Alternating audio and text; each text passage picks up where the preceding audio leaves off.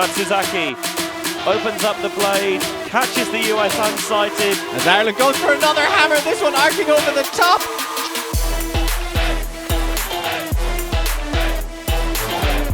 The high release flick. What a cheeky shot.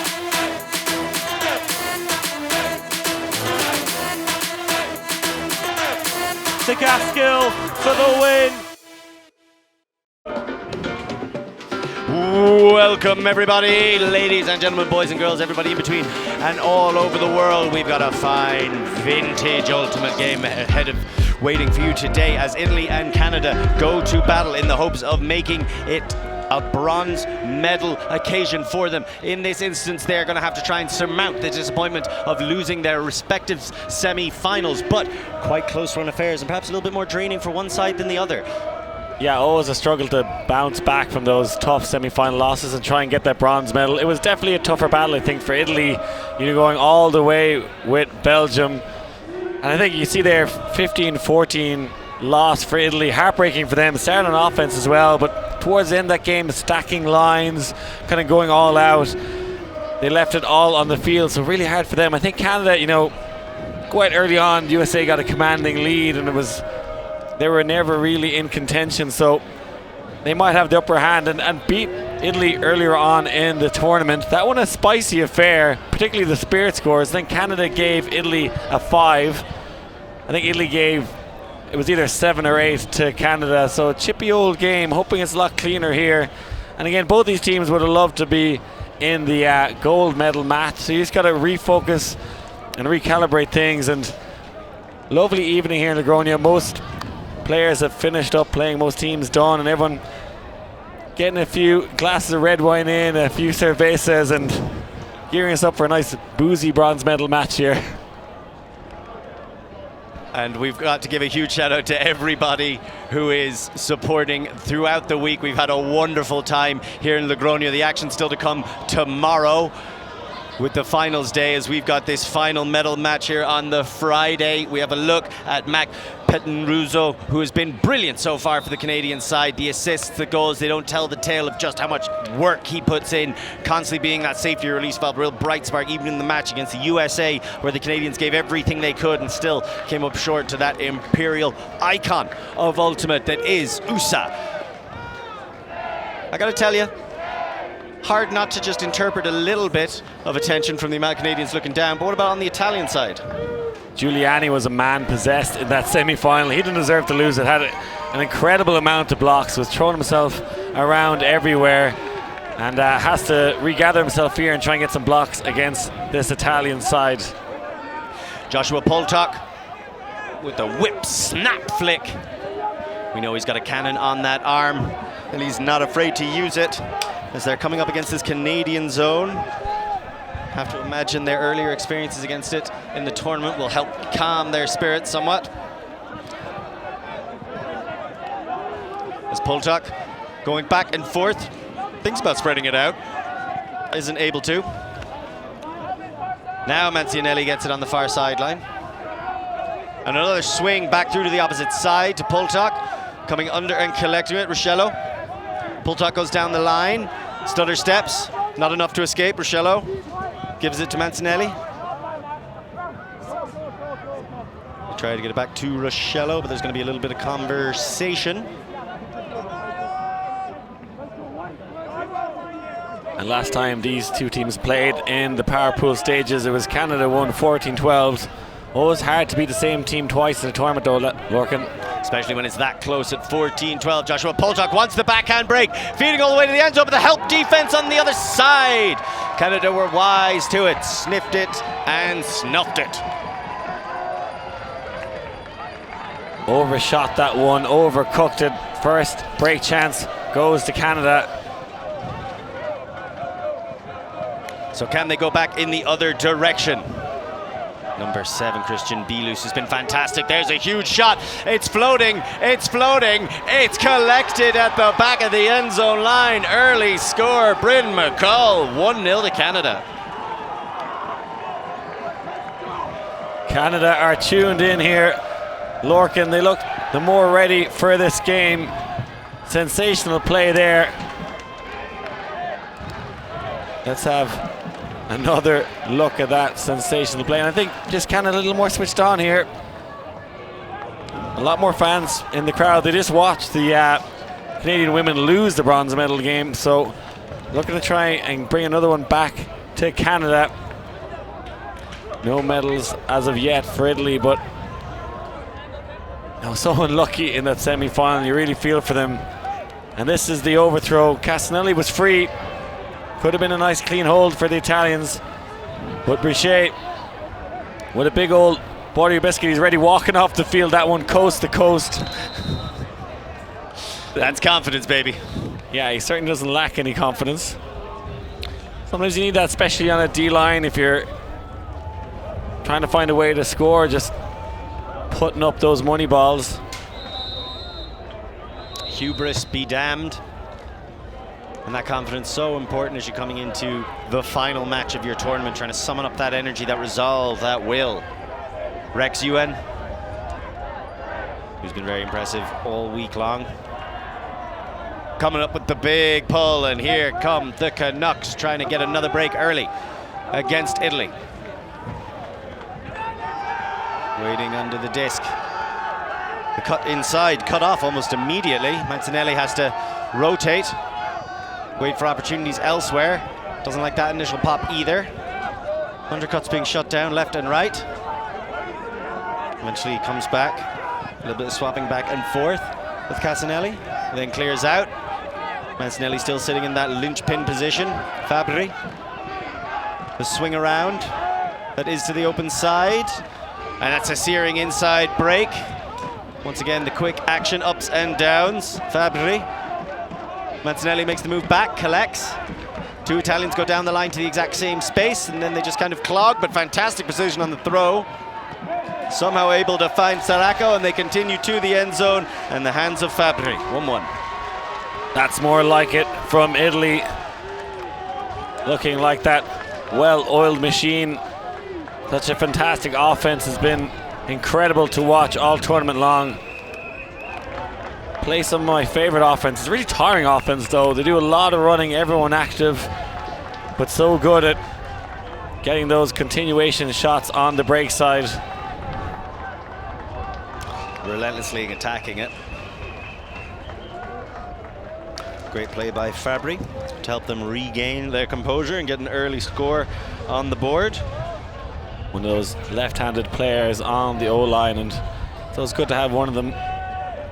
As we see Coach Morgan Hibbert keen to come back this time with a medal. Left empty-handed 2 years ago, didn't even make it to semis.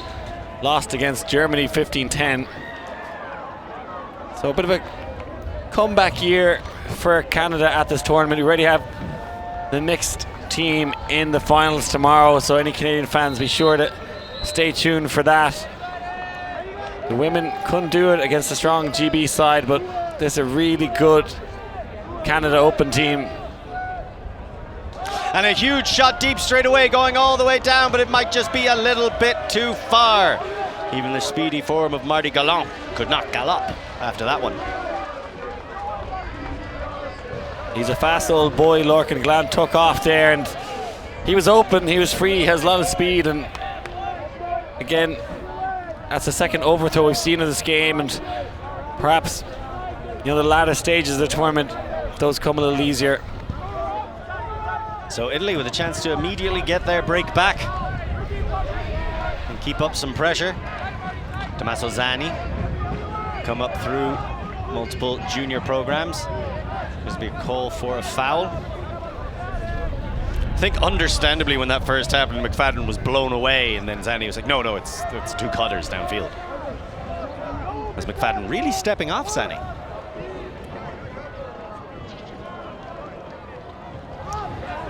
And now trying to get the swings around. That still count getting particularly high, the disc staying low despite the wind's intervention. But that time straight into the waiting form of McFadden. He gets the block peeling off. Canada regain possession, flood through to the end zone. A little bit more conservative on the other side. Segal, until he launches a hammer to the back corner, no one can catch. Yeah, got suckered into attacking that one early, so Simonazzi's going to get it back after throwing into the poach. you know, into the evening hours here in Logroño. It's been an incredible day of action, every single round, some fantastic games. This is the last one of the day. As Paradisi sends it down the line to De Grazia. And the Italians moving very quickly after regaining possession for their break opportunity. This is their second chance added. Simonazzi goes down the line, comfortably into the space. Laffi, Alberto Laffi. Simonazzi, Laffi, break, 2-1. I love that handler movement and inside shots from Italy. Simonazzi attacks the up line and then just stops and leaves a little inside channel. And brilliant continuation, something to do so well. Italy, every time they throw the disc, they move upfield. Doesn't necessarily have to get it, but just attack upfield, keep the momentum going. That was that overshot to Galland. You can see loads of separation and speed, and that throwing error. And Simonazzi had one himself, gave it right back to Canadians. And again, bronze medal game, same day. It's really hard to get that focus and energy, but I love that inside shot from Italy, and then the give-go with Laffi. That's something that you'd often see an Italian side do. Simonazzi, the man from Bologna, likes to play a bit of basketball as well. You got to wonder how much fatigue factors into some of those throwaways, especially the hucks, or if you just don't think about something as much as you would. Understandably not as crisp as they were at the start of the week, and as again you lose that semi-final. I often think the third place match, and this is across all tournaments including the international ones, is won by whatever team gets the lead up first. I think whoever wants it more and is ready for it. I think that was the case in that GB Canada women's game.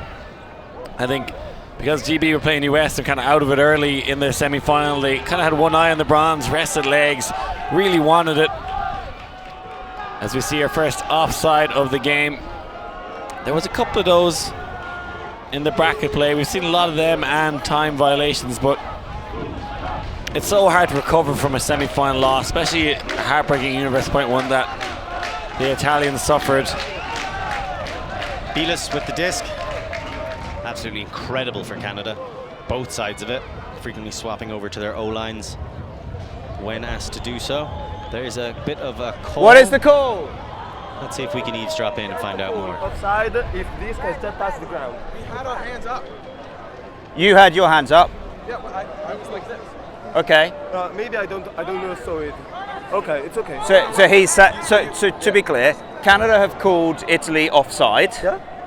Italy Yeah. have accepted. I'm asking. Yeah. Yeah, but so. Yeah. No, I have my hands up. But if you. Definitely don't need a ground check anyway. If everyone can stop ground checking the disc in those situations, particularly when it's someone standing directly in front of you. If you do need to check it in, the person in front of you will do it, but I don't think you need to check it in at all there. Just need to walk it up to the brick marks at your pivot and get going. Some habits are hard to break for the North Americans.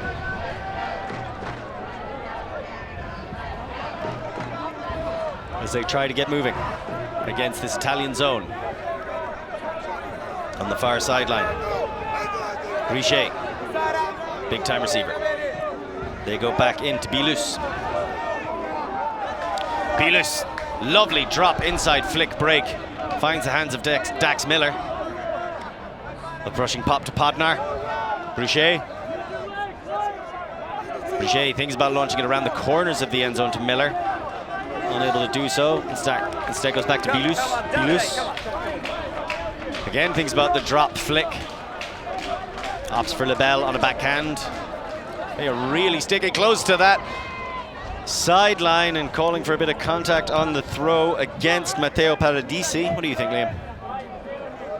Well, this was the issue in the last matchup when these two teams faced each other. It was Paradisi on the force that was getting a lot of criticism. As we get a closer look at that one, and I felt like it was a full me going through and as. I think Paradisi's too close there. You're supposed to give disc space on the force. He's very, very tight. Yeah, from my perspective, you stepped out, he stepped out, then you moved your hand. So you moved into a set position.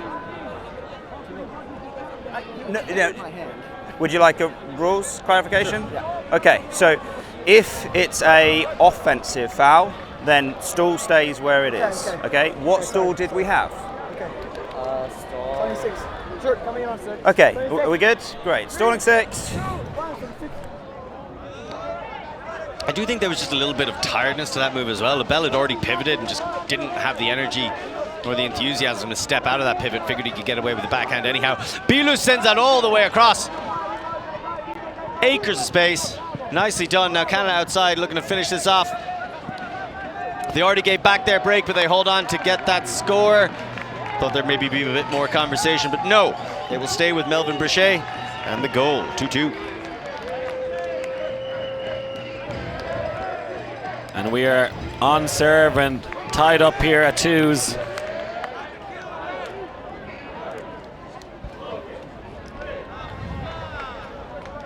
And everyone enjoying the show today. And again, it was a lot to do with the marks in the last game that caused the low spirit score. So hoping they can find a happy medium. Podnar had plenty of time to survey his options. Enjoying that matchup between Paradisi and Podnar there, and good to see them shaking hands. And look, it's in both their interest to have a spirited game. I like that presence of mind as well. Podnar just with the fake Grazzini bites, gets pulled out of position, makes the finish a little bit easier. Might be able to hear the Canadian crowd in the far distance cheering. They brought quite the contingent. The stands still full as we enter the last spot of the day.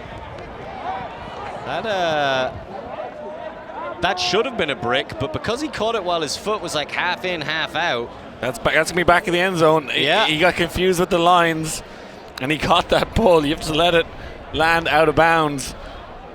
A cardinal error, and it's not the first time that Towns has been confused with these new bonus backlines.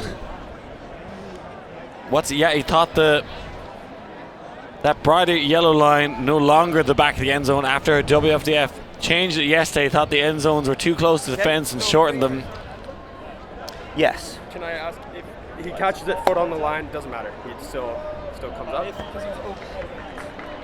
Just a rules. I actually don't know the rule for this specific situation if he catches it. Phil? Yeah, sure, Phil. Rule clarification. If he catches it out of bounds, where is he coming back into play? Front of the end zone. No, it's not a turnover. So we're coming to the front of the end zone. Okay, the calls. Canada, are you happy? I gotta tell you, happy? that feels like to me it should be a turnover. I don't know if that's the rule. It's definitely not a turnover anyway. He caught the thing. Yeah, but he caught it out of bounds. Italy have the disc. And I think you should bring it into the closest point inbounds. Everyone's confused, including the game advisor, so don't feel so silly now, not being entirely sure what happens there. I think his foot was actually on the back line, so he was out of bounds when he caught it. But I think he should actually take it from the back of the end zone. At the very least, that should be from the back of the end zone, just seemingly wise. Now, we're just going on vibes here. Nobody knows the rules to that hyper-specific situation. As Poltok goes back, I'm sure there's someone at home who does know and is currently freaking out. Rubenberg. Sorry, Ruben. Poltok gets the pop, finds the space, shoots straight through it. On the other side, Riscello. And they go back, so the Italians still finding joy against this Canadian zone, despite starting on their end zone line. It's all inside, breaks, massive bid, able to pull it away. There's going to be a foul call. Nathaniel Mawan, not too happy with that one. Pablo de Grazia on the catch. He fumbled it quite late, but maybe the contact causing it. Okay. I got it, I was stripping because of him, and I dropped the disc. He definitely dropped the disc anyway. Yeah, that much is true. Okay, so from my perspective, your layout did clip his feet. I can't say whether or not that did or did not affect his ability to sustain the catch. That's my call if it affects it or not. So I had it, I was falling, I was tripping, I lost it. Yo, Nate, I'm with you, bro. Okay. You did feel the contact, right? No. Okay, cool, so that's a foul. Accept. I think he did Yep, just come clip back his in here. feet a tiny bit. Kind of popped out a little bit after that. Kind of maybe a get out of jail free card there for the Italian. But what can they do with the possession now that they have sustained it? Looking to keep attacking. The Canadians have switched to match. Leading pass, ever so slightly ahead. Fabry already picked up 1 goal. Waiting for somebody to get free somewhere. Goes to Poltok. Poltok is back. The quick reset across. Mancinelli. Mancinelli goes. That's a difficult flick break, but not for a man of his skill set. Rossi wants to throw it back. De Grazzi can't get free. Mancinelli can. Mancinelli goes 2 flick breaks in a row to undo the Canadian defense, and it is a goal.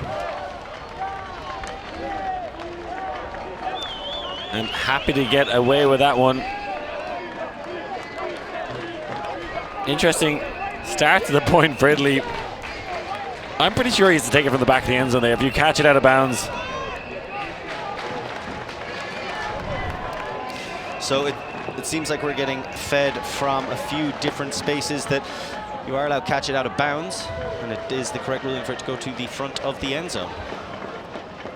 Nearest spot, so back of the end zone is the resolution, which is what I initially thought. So yeah, closest on-field spot, including in the end zone. Thank you very much to about the 4 different people who reached out to us with that clarification.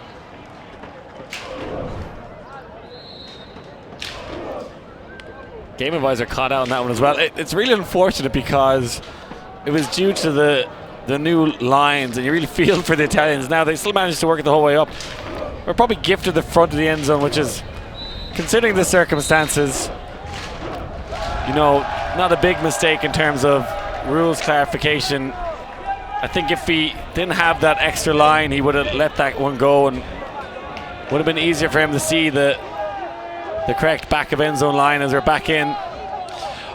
And that is a very intentional mac. The Canadians have been practicing that all season long, coming to the fore, helping to maintain momentum as they attack out of the end zone. Well, it does seem that maybe took a little something out of Petuzzo coming off, and now Gallant on for him. Yeah, that sketchy moment as well from the Canadians, but both teams getting away with one here.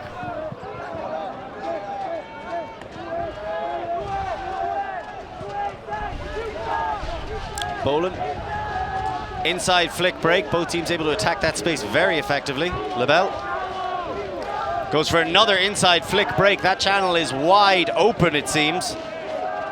Gallant down the line again, where something of a trend, maybe even a theme. Bear goes back to Gallant, receives it once more. Continuation for the swing across. Taken by Stonehouse. Tries to feed, does so excellently to Lebel. Outside the end zone. Knocking on the door, can he get in? High left pass over the top instead to Gallant. People ducking and diving around, and Gallant jumps in for the score. I'm not sure if it was his foot or his bum that landed first, but both were in the end zone, and both lead to Canada tying it up 3-3. Gallant busts out the spin move there, and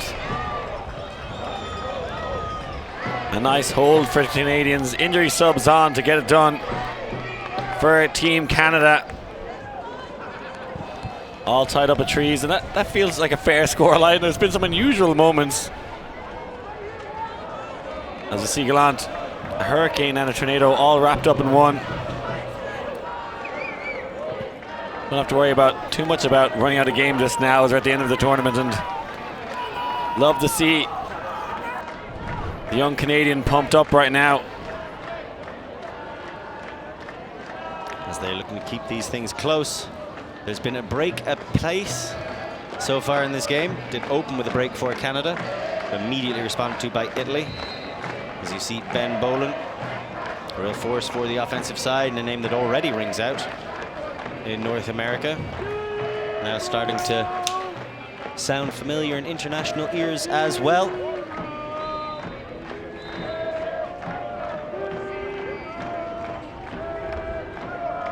Feels like in Frisbee there's four rhythms, and every single chant is one of those 4 rhythms. That's the big pull from Yad. It's going, it's floating, it's staying up there, and it lands out of bounds. I gotta tell you, I'm not sure where that went out of bounds. So we'll see what Mancinelli does.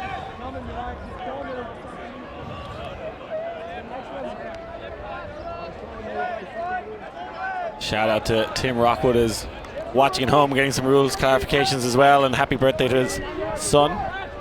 His birthday there on Thursday. Mancinelli, blade over the top and around the Canadian defense. Now trying to go back inside, but can't quite get there. Mancinelli collects, looks back, gets it across, and the Italian's just outside of the end zone now. Fabri, who's had that a little bit. As you can see, Bilus who swapped over to the defense.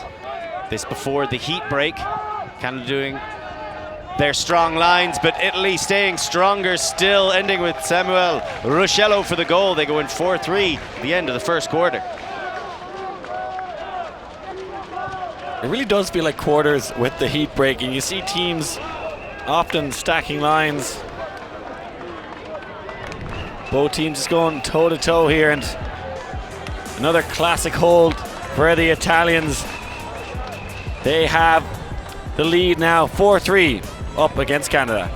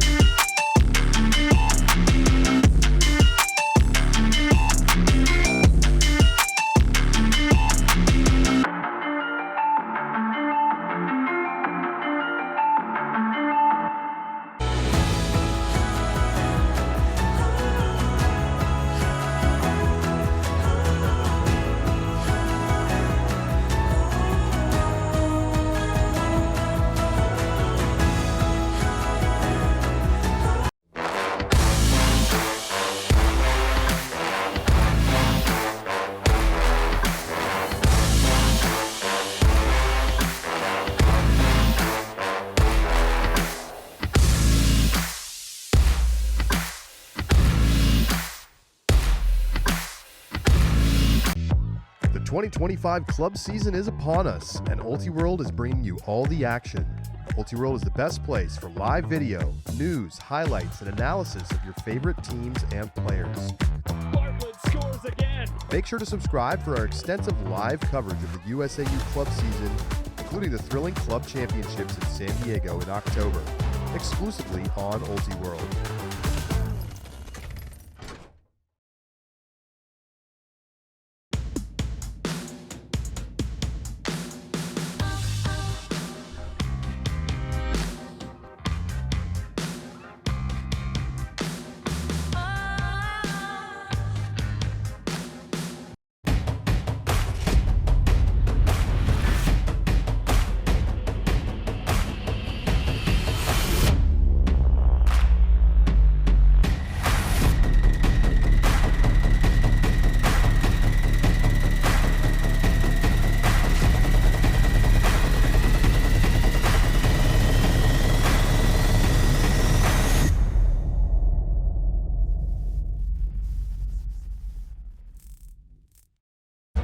Welcome back, everybody, into what is a tightly contested tussle between the Canadians and the Italians. They've met once already in this tournament, and it was, shall we say, like a small potato restaurant. It was a little chippy. But 4-3 up for the Italians, a break apiece. They are on serve. Things have been a lot smoother this time, and you know, you want to think about things that are smooth. Well, there's always that voice of my best friend and co-compatriot in the booth, Liam Grant. What do you make of this matchup so far? Really enjoyable. It's always kind of a bit more fun, the bronze medal game. And this is a battle at the bottom of the spirit table, both Canada and Italy right down there. So a lot at stake here.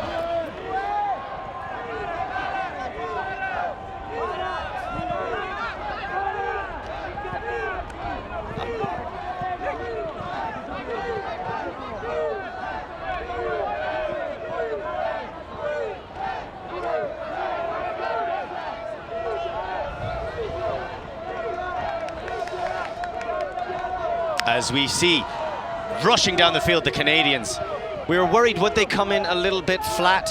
Worried about both teams, but plenty of energy, plenty of hunger. They don't want to go home empty-necked. It ends in the hands of LaBelle. The finishing throw came from Marty Gallant, but it was an all-Canadian affair as they rushed down that side for the score. 4-4.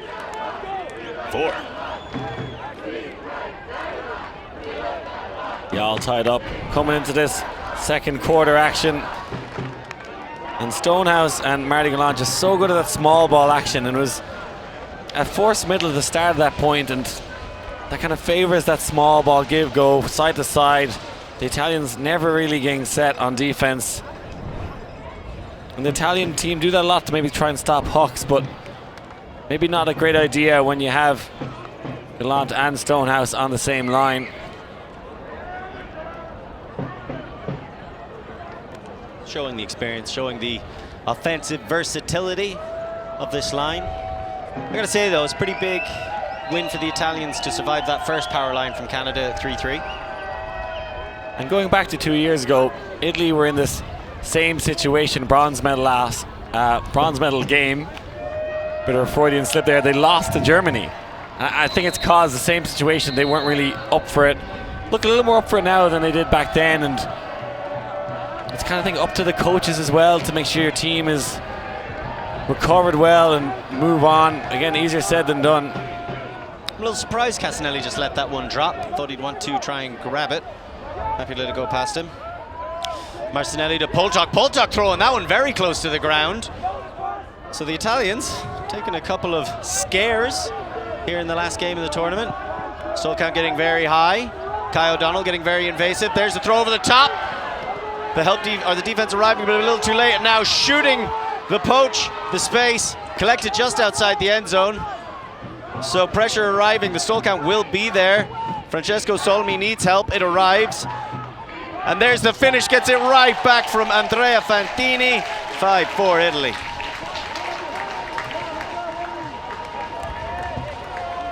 Podnar tried to come in and make a play for Canada. Looked like he was almost going to get it, and then once he didn't get the block, the horses were away and had bolted, and very little Canada could do at that stage.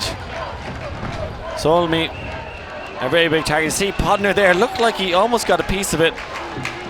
And then a pretty easy buttery biscuit there. And I like this end zone offense. You catch it short, just dish it back, and then you go again. I like that little 1-2 punch.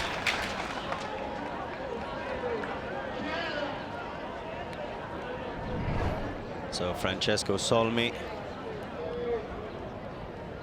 a lovely double move. Do you think earlier in the tournament Podnar would have laid out for that? Possibly. I think he's made adjustments as well to ensure he doesn't cause any unduly contact. It's been a much cleaner start to the game than last time out. And that's a calm looking David Amori. Surprises all round. Lots of things you don't see every day. And that's part of the magic of coming to the World Under-24 Championships. The unexpected. You never know what the youth have been cooking up. As here comes the big pull. And the future of Canadian Ultimate resting under that disc. And the Canadians not afraid to catch the pull. Somewhat revelatory, you think, Liam? Let's find out. It goes back to McFadden. And I thought that was a brilliant fake, but it's actually just the zone repositioning itself. So LaBelle has a bit of space to get the disc. Works with McFadden briefly. Wants to get it off to Ben Boland. Tries to go for the inside, but this time it's defended. Patrolled by Bugelleri. A lapse of concentration there. That shot was never on. So Bugelleri gets the block. Now he has the disc. He sends it back. And smoothly around to Alberto Laffi. Inside scoop, bobbled but held on to Giuliani. They continue. A nice leading pass. Grazzini runs on.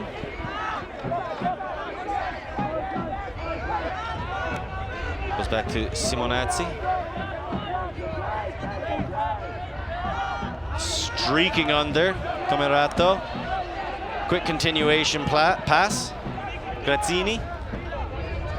And back to Simonazzi. So the Italians recognizing the break opportunity in front of them, not looking to force anything, just swinging. Not a huge amount of cuts coming from deep though, Liam. No, the D-line handler is doing well to maintain possession. Getting high to Salkow now, goes for an ambitious blade.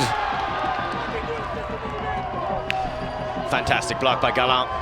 Recognized what was coming, got up big, got the block, and there's, I think, an injury call from Tommaso Zanni. I think it might be Dax Miller who's calling it. As we see the big Canadian exit the field. And Podnar is happy to replace him. And Simonazzi, he's a great defender, brings a lot of passion, but I think it's the second turnover of the game already and needs to keep us cool. You don't need to take it all in one go. How do you eat an elephant bite by bite?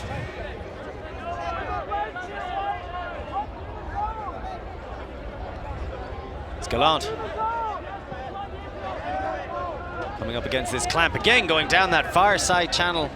The sideline, the side of many an inside break. Labelle tries to go over the top of the zone. That one gets blocked too. They're just getting tracked over there, which, you know, we appreciate because it's right in our side of the pitch, but I imagine the Canadian fans aren't such a fan of it. Lorenzo Simonazzi picks up. Hard running in the dump space. Doesn't help Zanni get free with any gain to be made. Eventually he does. Bulgarelli sends it back down the line. Now goes to Simonazzi. Bulgarelli is available in the middle of the pitch. Simonazzi, the short, acute inside break to Grazzini. Now Grazzini to the front corner. There's a pick called. So all of those Italians forced to stuff the cheers back down their throats. Better for Simonazzi there. He needs to orchestrate this offense and just hit those inside breaks. He's very good at them. Not getting a huge amount of options in the end zone here. Italy, the second time they've been on the doorstep looking to break. Air bounce to the front corner. So I'm not entirely sure what the correction was on positioning. I am sure I really like that throw from Grazzini though. They came back in and the Italian player was still incredibly free. Not sure if they just set up the wrong place or what happened there. Maybe we can find out if we were to do the leaves dropping, Liam.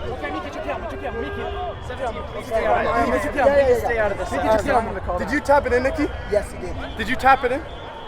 He was. And I did, but if you moved it before, like if you had moved before I tap it in, it's a violation. So I don't know what. The Italian player there unguarded. There was a pick call. I don't know if they ever actually caught up to him who was marking him, but they tapped it in. They seemed happy with their positioning. If it's tapped in by our player, it doesn't count. Sorry again. I want to get the rule clarification. Didn't know he was a Jedi. If it's tapped in, I called a violation, but if I tapped it in. The rules say both teams need to verify that their team is ready, and then defense checks the disc. So if my teammate checked the disc, yes, then no matter what, it's a well, if it's moving before I check it, it's a violation. That's a violation. I wanted to, because I felt like my guy I don't know when you were moving, when he was moving. If he was moving before the disc was checked in, it's a violation. Can I say my opinion? Yes. So he said, if the defense is set and the offense is set, the disc is checked in. Once the disc is checked in, the plays goes on. Nobody was moving. They just weren't guarding him, left him free. Like they're not happy where they chose to set up the Canadians. Like, actually, wait a second, I want to go stand closer to him. That was a bad idea. If he moved before the check. I moved before the check. How good's your sign language? My guy? Two icons of the game. Get him out there. That should be a rule for bronze medal. Your coach is allowed to join in. One coach each. Do you think you can reach agreement? Yeah, I think so, yeah. One coach each, they have to be above 40. This will be a contested goal. This high goes back to likelihood the of last snapping an ACL if they turn. I couldn't finish my point. Yeah, that's okay. No, we don't need to reach an agreement. Okay? Yeah. Okay. So this goes back here. So we're sending this back, contested goal. All right. Now where are the Canadians going to set up? Because who knows? if you tap it in, I thought the defense had to be everybody ready, cool, tap it in. Once you tap it in, that's an accept. They're setting up the same places again. I really hope Grazzini makes the exact same throw. I think that's part of the rules as well. I need clarification on that. So Grazzini returns. This time they go to the opposite sideline. Grazzini, quick pop back to Simonazzi. Simonazzi overthrows, and it was all worth it in the end. Couldn't find Laffy, could find the dirt. Canada with the chance to come back at him. Okay, so that, you know. Again from Simonazzi, that's the second in this point. And a huge ripper right out of the hands of Ben Boland. And can't find the clutches of Niall LaBelle. And back we go. And Podnar is pre-stalling here, as he often does. Not really suggesting delay game, now he's pulling away from the disc. He's some man. He's some man for one man, in fairness to him. The Italians. Huge rip out of the hands. This time it's Grazzini sending it the other way. Being chased down and taken down. Alberto Laffy with the goal. 6-4, and that's a break for Italy. Laffy owning the skies over Logroño. He had some incredible grabs in that semi-final. He's out here doing it again in the bronze medal match. I think that was a third break chance there. Stonehouse in hot pursuit, but Laffy just too big for him. So as the sun starts to go down, maybe we're in for a gunfight. As we have a look at the two turns, both overthrows, but of a separate nature. This one was absolute money. A lot of float on it. Feed the big man. And his brother, a star of Italian Ultimate as well, but the younger Laffy, definitely the better man in the air. Incredible effort from Stonehouse.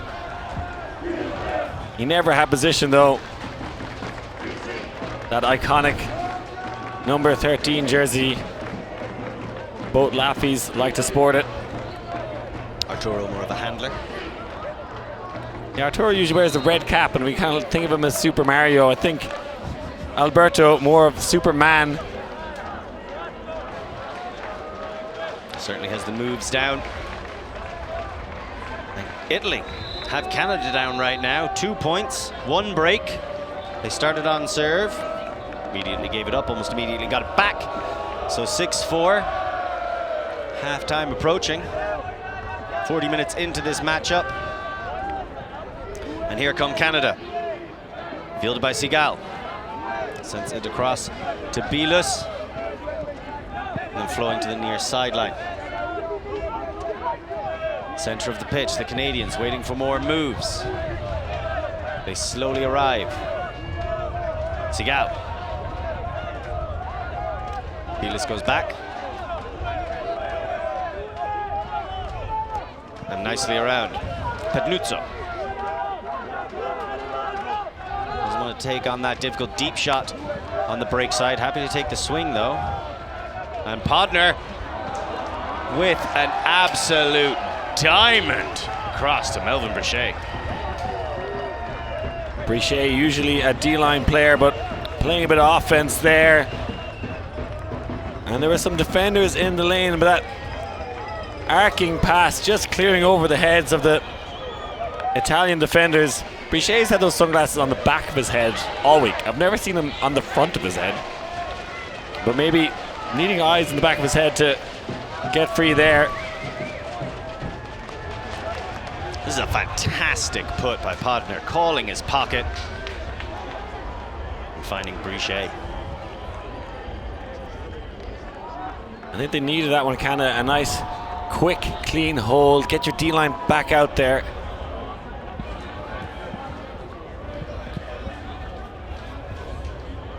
And we have to talk about Podnar. He's been talked about all week. And look, he's a fabulous player and he's had a very good game so far. Very clean. But there's been shade thrown at him for his spirit. And I really want for him as a player to not have those issues, because look, he was an alternate for World Games. I think he makes it next time round, but one of the reasons he might not is spirit. If it comes down to you or 2 or 3 guys, that could be the difference, especially in a country like Canada, like Gagan Chada also not making the World Games team. There's a lot of great players, and if you have any kind of dent in your resume, that's going to go against you. So I think for him, not even for anyone, his opponents, stuff like that, I really want him to play like he is so far in this game, which is very clean. Those are hard reputations to rid yourself of once people think a certain way about you. Yeah, and talking to Danny Proby, he does a lot of great work with kids, coaching. Kind of reminds me of Davide Moore in a sense. Like, has a reputation, but does a lot of positives for the community, and that needs to be said as well. Doing a lot of positives for this Canadian team right now as well. Poltok swinging around. Onto the near sideline, eventually able to get out of there and into the arms of Ruscello. Big cut under. And a long shot deep. Will it sit enough? It was always falling in front of Poltok. A chance to break here for Canada and get back on serve. Yeah, Giacomo Rossi not able to connect. We've seen a few of those throws just come out too low, no sit on them. It's not their strongest point, and we saw that in the semi-final. The Italians, their hooking game is not what they're known for.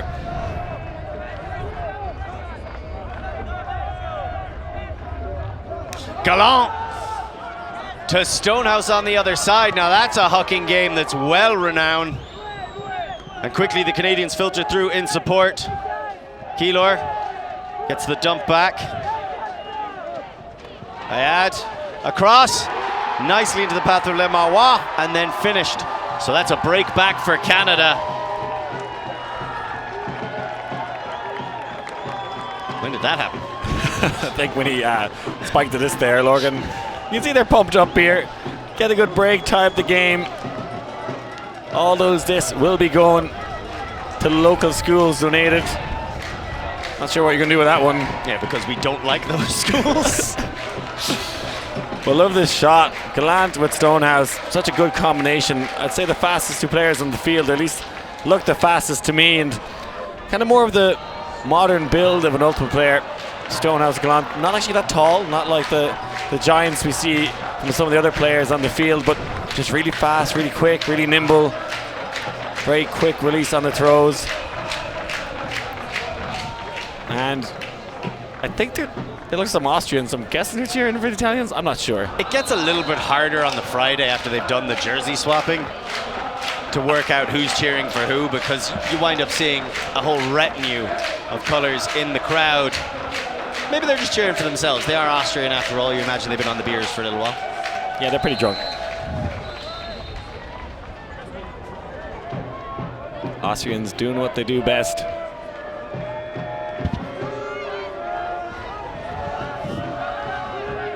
This disc floating down, and there's the offside call. I was so curious to see if Poltok was going to try and catch that. Very disappointed. I wouldn't be surprised if he kicked it, the way they've been fielding their balls. Just try to control it on the chest. Figo style. Could be a zone here from Canada. Looks like a cut formation. Gallant staying out there. Belis as well. Transitioning over to the defense. Canada really want to get this lead back before half. Machinelli gets the pop across to Fantini. There's going to be contact. I think they're trying to hug each other there. The spirit really has improved between these two teams. Fantini. Oh, backhand break. Belis can only watch as it flies by him. Mancinelli scoops that one around. This is the Italian offense, much more like they like to play. Ruscello back to Poltok. And again out to the far sideline, chased down, hopped in, 7-6. Fantastic from Poltok. That a beautiful touch throw to the front corner. He's really come on as a player. You know, represented Italy at the senior division in Australia. Played with the mixed team in Limerick, so he's already had 2 cycles with the senior national teams, and be able to bring that experience to this U24 tournament, very valuable. You can see able to milk that one like a dairy cow right into the end zone.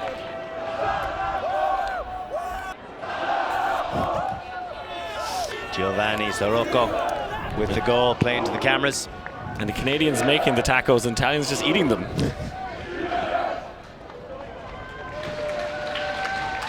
Really is an international affair. Curious now, do we see a pure O-line from the Canadians? I think Italy need to stack a line here. They might have this opportunity, you know, to break for a half. Get your best D-line players out there.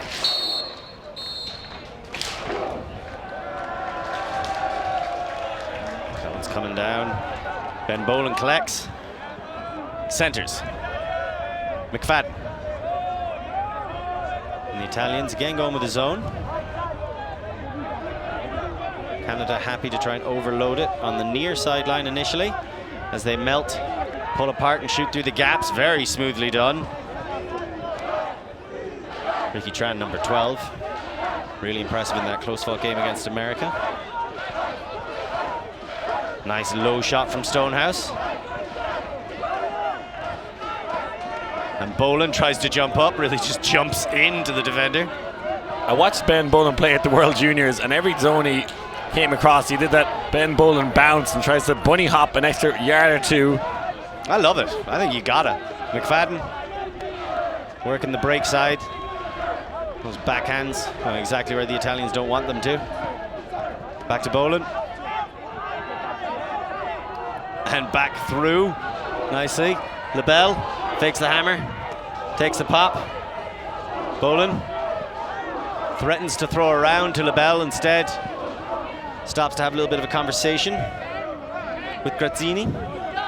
And at World Juniors last year, there was a bit of debate about some of the Ben Boland bounces, where they travel at the time, particularly against the zone. I think they've all been fine so far, but he does like to steal a few yards if he can with that jump into catching the disc. What are you saying, he's a line stepper? As Stonehouse swings across. Dax Miller. There was contact in the stacks, there was a call. I'm not sure if it affected that throwback to Ben Boland. No, it definitely didn't affect the reset pass, so we'll stay with the young man Boland.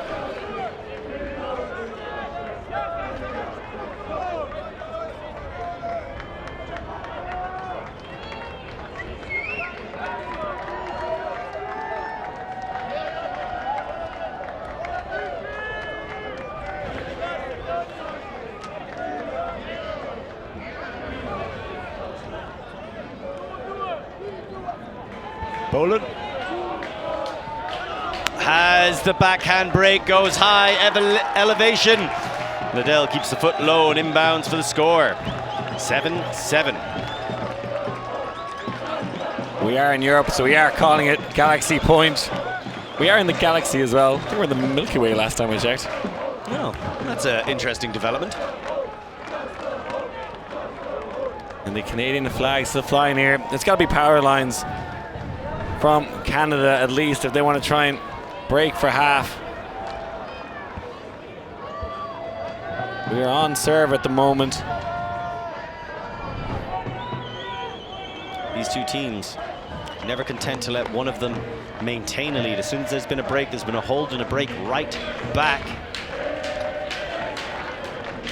So we see Davide More in the distance, masterminding this Italian offense. Of course, not the only coach involved in the program, Liam. Of course, Luca Tognetti. He won a silver medal at this tournament before. Will come up one short this time around as a coach, but I think a bronze would be something anyone would be proud of, and they'd be very proud to get that. Very strong open division this cycle. Some of the Canadian teams there. A lot of the Canadian women's who couldn't get a bronze medal themselves. We're looking forward to see Canada play in the mixed final tomorrow. Casanelli, Poltok. Poltok with the scoop across. Sirocco. Back, Martinelli. Wanted to get that back to Casanelli, couldn't do so. Now leads Poltok. Poltok into a power position. Sits back into that flickcock all the way down the pitch. It's over the head and out of sight of Giacomo Rossi. I thought he was guaranteed to bring that in. I think there was a misread by Rossi. Kind of had position. It was fading towards his side, but big opportunity now. If Canada can break here, they'll be coming out on offense in the second half. They definitely put out a stacked line. Christian Bielis is out there for this exact reason. Get the disc, run the offense. Let's go. Gallant uncorks one. He's ripping it all the way downfield. And it's just too far ahead of Podner, who jumps into the net. We hope he's okay. Looked like he was going to run that one down for a second. Kind of reminded me of a child chasing a balloon there. I see him kind of put his hands out early and just can't get there. Thought he might leave his feet as well. Instead, jumps into the discraft sign. That was... He wants to catch the other discraft thing. Perhaps a little too far. So 2 overthrows, / maybe misreads, but certainly misconnections. Poltok. And another misconnection. Excellent heads-up awareness on the defensive side. Gallant tearing in to get the touch. Giovanni Sirocco getting a bit too physical on the mark. If you can't tell from the crowd reactions, we are in the evening here. All the other games have ended. So everybody's getting ready for the party. Podnar. Bielis. Lovely throw to him. Bielis fakes, trying to move Podnar, or Podnar, sorry, trying to move the defender about. Goes back to Podnar instead.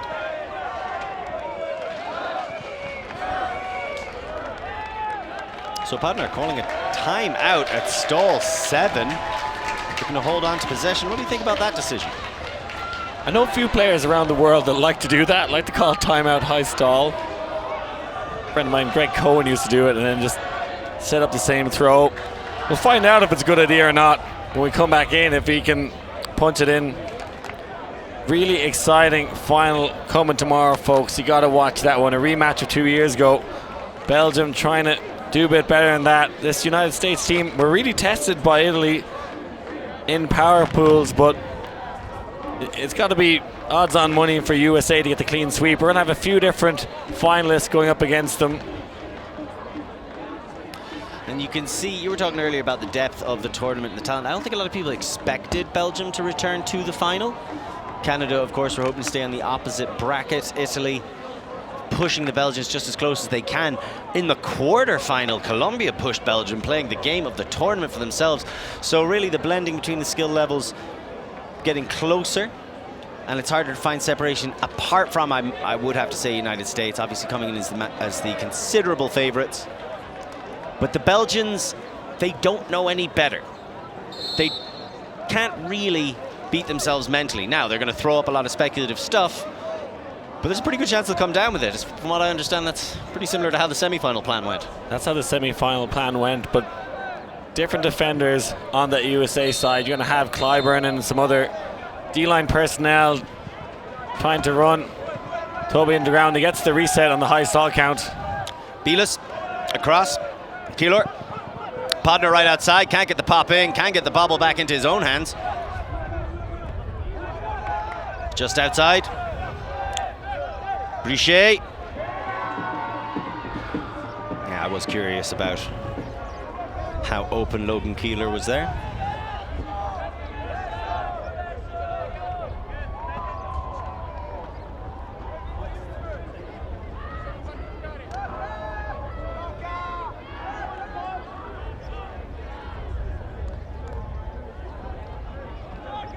Okay, coming in on 5.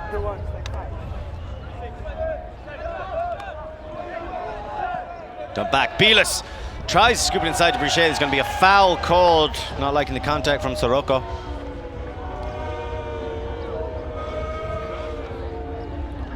Bit of a pantomime crowd here in the grandstand. Oh, no, it isn't.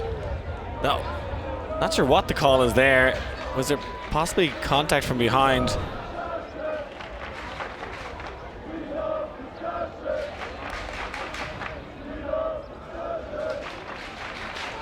Remember, this is the point to go in at half.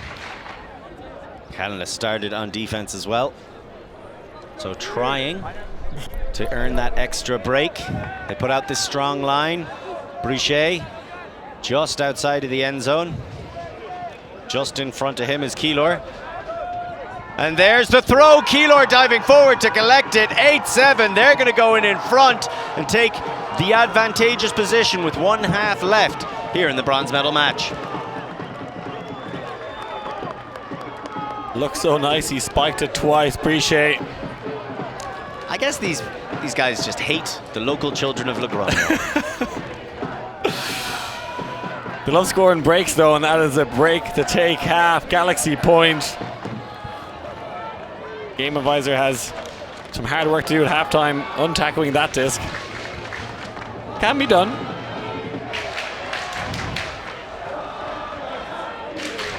We have another look at the contact and the conversation. Like the foul must have been 2 seconds before that, because there's no contact when he's making the catch, but perhaps trips him up before that, but nonetheless to get the goal in, Lorcan. And able to get the crucial lead as Canada get the break and go into the half. 8-7 up on Italy.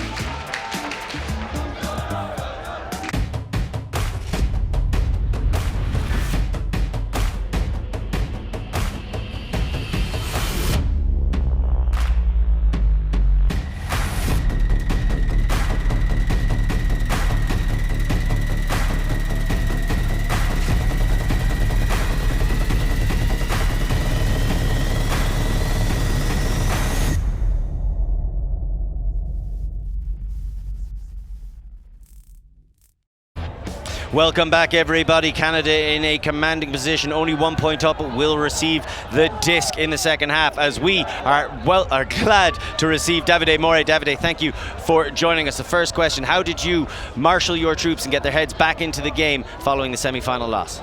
We said that after 1 year of work together, we'll be ashamed to throw away everything for a misconduction of the game before, because we basically throw away the game. And we said also that we have to keep up the head for 2 hours more, and this is why we are so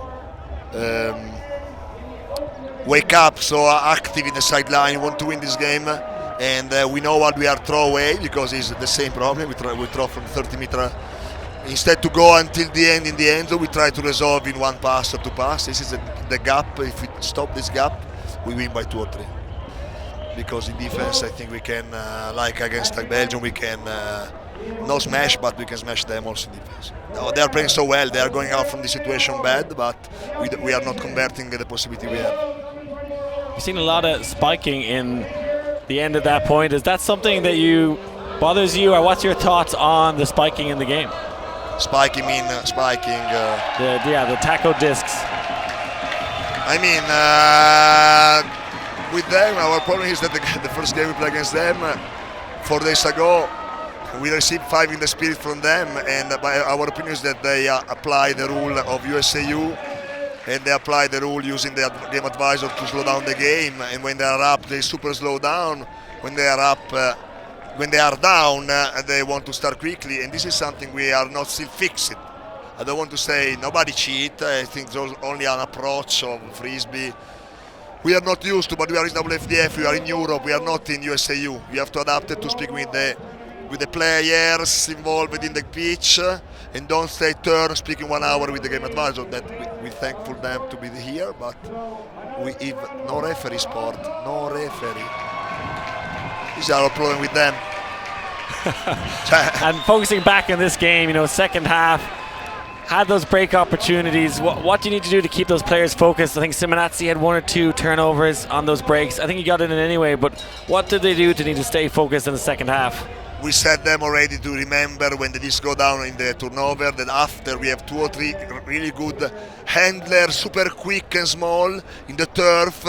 We told them hour and hour to play the give and go small ball, to go until the end of the end zone. And we tell everyone to don't hack for the great zone. If you understand this, we win. If you don't understand that, what I can say? Oh, we go home for the first place again. I try to do my best. We can do our best. Well, we certainly look forward to seeing the Italians come out in the second half and do their best. Thank you so much for joining us, Davide. Thank you very much. We will find out if they can take those lessons to heart and apply them. You were talking about the fact that just a couple of throwaways in that first half for Italy. Yeah, and it's Canada get the mini break there.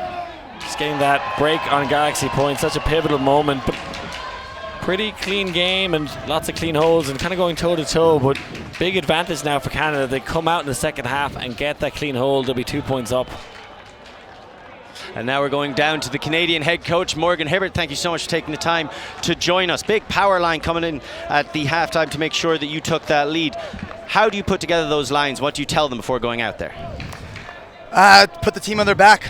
We're giving them a wonderful opportunity to go do something special for the rest of their team that's supporting them while they're on the field, and to go do something special. Go be a hero at that point, especially on defense. Looking back at your pool play matchup, pretty low spirit scores given by both teams, and I think everyone's hoping to have a more spirited game. Looks like that so far. Like, what's the differences? What are you trying to learn? What's been talked about in terms of spirit? Communication, that's the big thing. I really preach to my players to listen first. Right, really make sure you actually authentically listen and hear what your opponent is saying, and that ultimately it's okay to disagree with each other. That's been something we've been preaching, and I think they've been doing a really good job of embodying that throughout.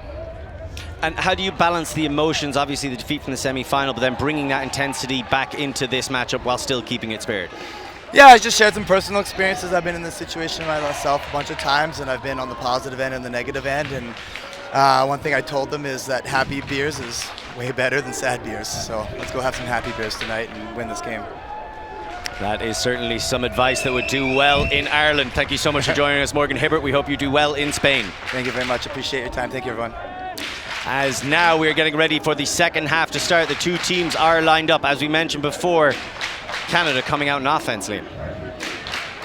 And a very strong line for Canada. Who will be drinking the happy beers? Who will be drinking the sad ones, Morgan? I know I'll be drinking both. Every night, baby. If the Austrians have any left for us. And they're certainly having an awful lot of fun. Celebrating as well. I think it was Hong Kong who took home the Spirit Prize in the Open Division. Just getting awarded that there at halftime. But this game isn't over. We have to wait for the results of these two, no? No, you're thinking about the Unspirited Award, which will be given out to whoever gets the lowest score. They can give each other 20s and their averages go up and go over Hong Kong, no? It's not. I'm not good enough at maths to be able to do it that quickly, but I think that would put them to second last and third last.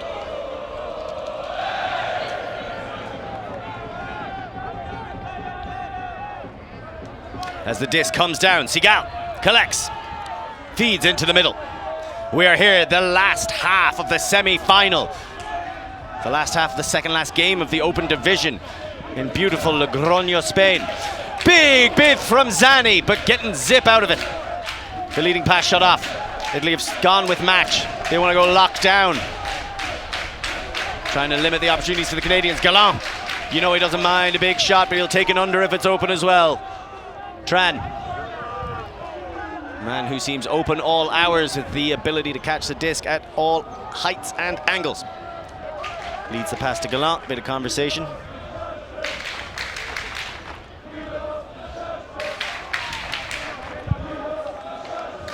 As you can see, the Austrians clearly cheering for a debate. Coming live from the World Under-24 Debating Championships here as Italy take on Canada in the second round of young men talking. It's been a lot better in fairness, but yeah, a bit of jest there from the Austrians with their "we want discussions" chant. As Gallant goes down the line, near sideline to Lebel. Doesn't want to take on that deep shot. Tran has to come all the way back under. McFadden makes a cut further down, also ignored. Cannot get away from his defender. And now it sits to Pednuzzo in a power position. He launches, wants it all the way, and gets it. Collected by Labelle. Landed in. Yep, Laffy agrees. 9-7, they cash in the break. And the Canadians up now by 2 in the Steph Rapazzo derby, as I like to call it. The man with Italian heritage and Canadian blood. Pednuzzo, you might think so as well with a name like that. And a big buttery biscuit coast to coast.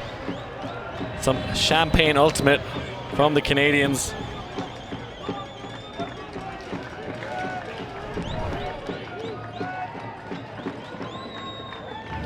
Well, he might be trying to hide from the camera, but he's certainly not shy on the pitch. 2 goals, 1 assist, and leading from the front. One of those players putting the team on his back.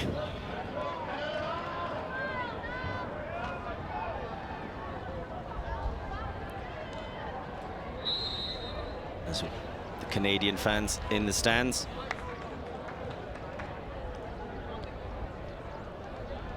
Trying to raise their team, support them. Pednuzzo with the big huck. Good to see him out there. He had a little injury call early on in the game, but looking pretty good out there now. So Italy are going to have to break twice if they want to win this one, but it's their O-line out there now. Okay, if this comes back in... Oh, it didn't. I really like the release on that pole, but I got to be honest, I think they can take that from inside the Canadian brick mark. I'm just happy the Italians didn't catch it out of bounds. Well, that's coming all the way up.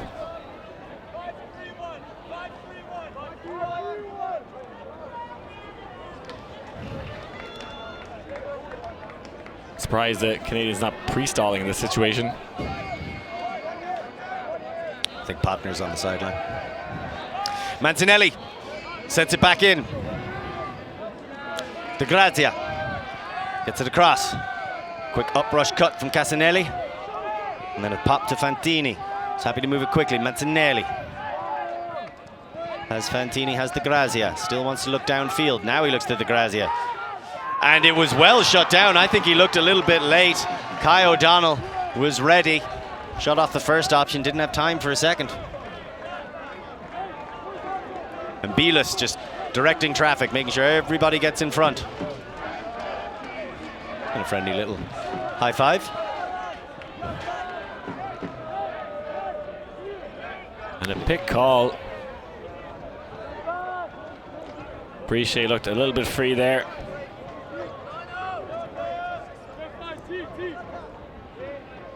Just a standard middle of the pitch switch. And Keylor. Marked by Mancinelli. Brichet trying to get free, stutter stepping this way and that. Bielus doesn't take on the break to find him, waits for another option to appear. Now, as the recycle comes back around, gets the dump off, tears off deep himself. O'Donnell. I would credit him with the block that earned the disc, and you imagine if they go 3 up, that is a significant lead and a difficult one to surmount. In 30 minutes, the pick starting to mount up themselves.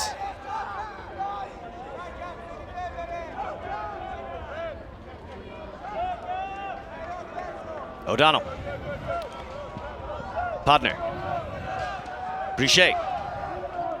Bielus down the line, doesn't get there in time, and Brichet looks to call the second timeout that Canada have. And the Stoll come back in on 2 as they recognize this is a big moment in the matchup. They are 9-7 up with the opportunity to make it 10.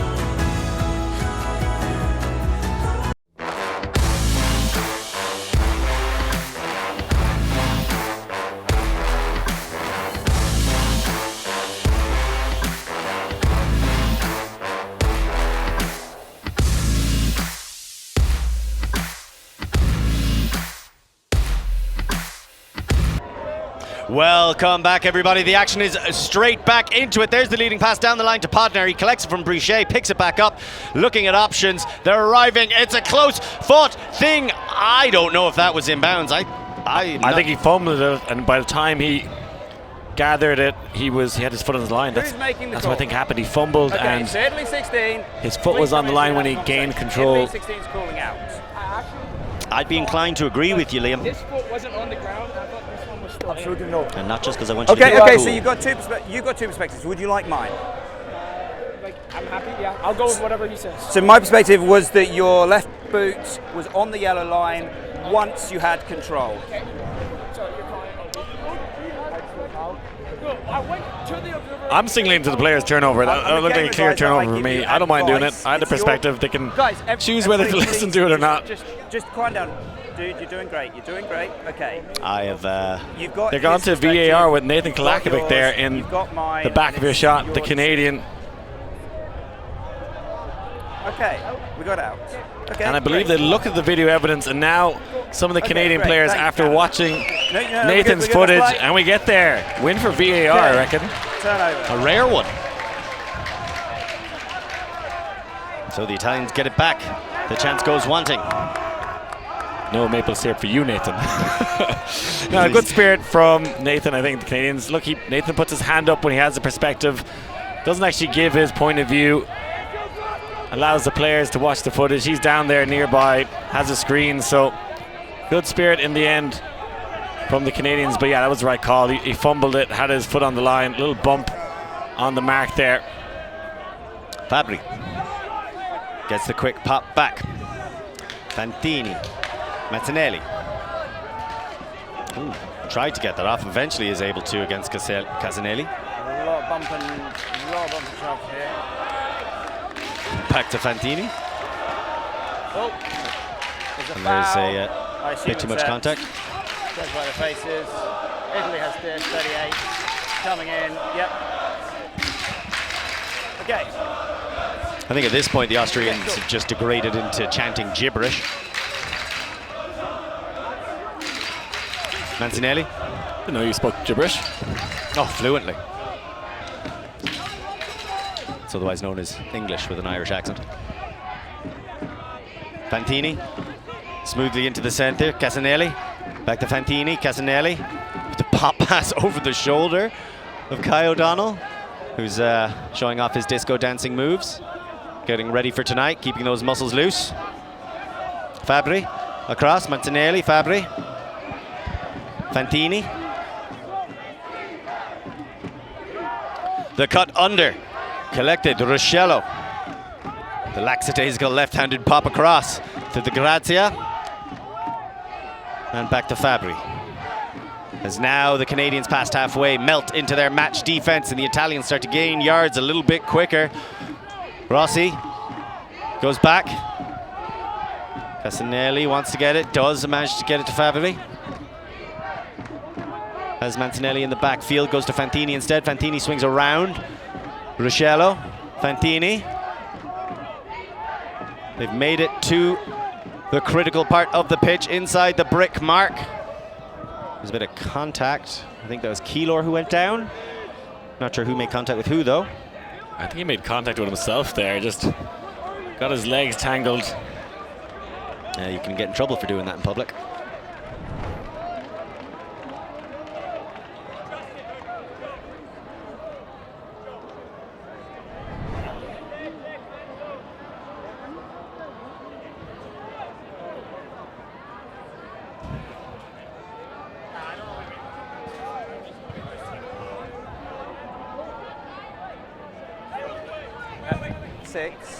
A pick has been called. Okay. 90. A pick has been called. Stay where you are. Stay where you are so I can keep yelling at you. I didn't have perspective on this play. I understand that. No, yeah, so they're saying there was a pick and that he gets to catch up some. Do you contest? I think catch up some is fine. I don't think he was getting anywhere near that disc. And perhaps his catching up is fine. Just close the distance. Well, he gets to catch up all the way. Mancinelli shoots for Ruscello in the center, and after the stoppage, the turnover. So that's a tactical turn, and Bilas just walking slowly, now leading. O'Donnell wants to get back into the center, but just sends it to the opposite sideline. And a spray of rubber crumb indicates that one's gone down. Mancinelli back across, taken into the hands of Casanelli. Casanelli swings it over to Fabri. Fabri back to Mancinelli. Mancinelli. High release backhand.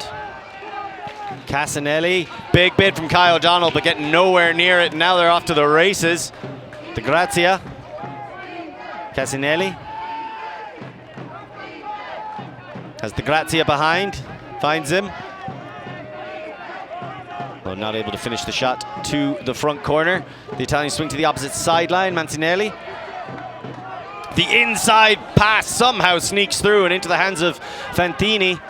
Fantini leads Mancinelli, and there's the scoop, collected comfortably in the end by Casanelli, but that was an uncomfortable point. 9-8. Yeah, it's the most turnovers we've seen in any point so far. 2 apiece. Italy getting it done a hold. They needed that one. Had Canada scored, I think it would have been too much for them to get back into this one, but a very long point. We've seen Canada use both their timeouts. There's the bop. It does look like his foot is on the line there by the time he regains control. I think good spirit in the end there, and look, once people see the video footage, it becomes very hard to make that call. And Casanelli just so good at flat cuts across the front of the end zone. Always seems to get free in them. That's kind of his special move. You could see how ready Mancinelli was for them, just as how ready all these Austrians are for the party. Some of them probably going to get turned away at the door.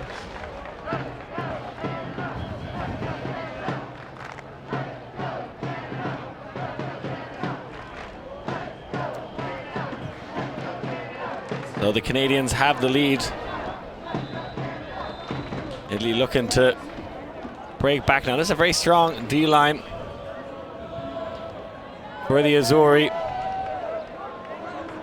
They do need to storm back into this match.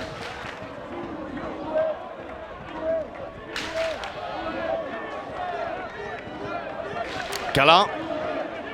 Power position. Doesn't take the huck. Instead throws the leading pass just behind.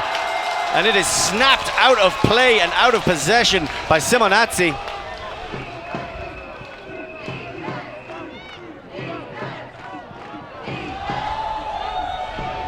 So Simonazzi back into the center. Paradisi swings it across, taken by Rigoni.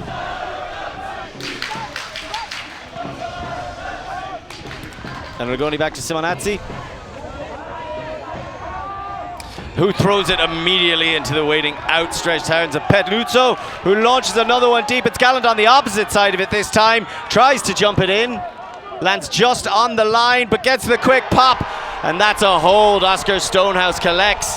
10-8 to Canada. It's the two speedsters combined. Stonehouse and Gallant, they just can't keep up with them right now. Again, Simonazzi, he's the man that's in charge of made the block. He's made a couple of blocks, but then he's also thrown the interceptions. Now he's the main handler on the D-line. You have to shoot, but you can see frustrated there and not switched on with that quick transition for Canada. And Stonehouse just wins the 100-meter sprint. Hats off to him. Two lads combining really well in Toronto. Has had a chance to play with some of the European boys. Actually, Gasparini is supposed to be playing with Toronto this year. I think he's had an injury and hasn't been able to play with them. This is Toronto Rush. So there's an Italian over there in Toronto. I think he's there now, hopefully trying to get some wins for Toronto. But the likes of Arvids Karklins, Tom Blasman, teammates of Stonehouse and Gallant.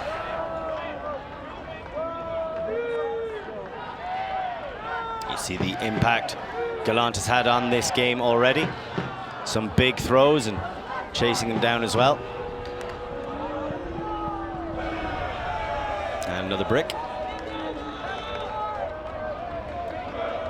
Nice moves from the game divisor, hopping the fence there.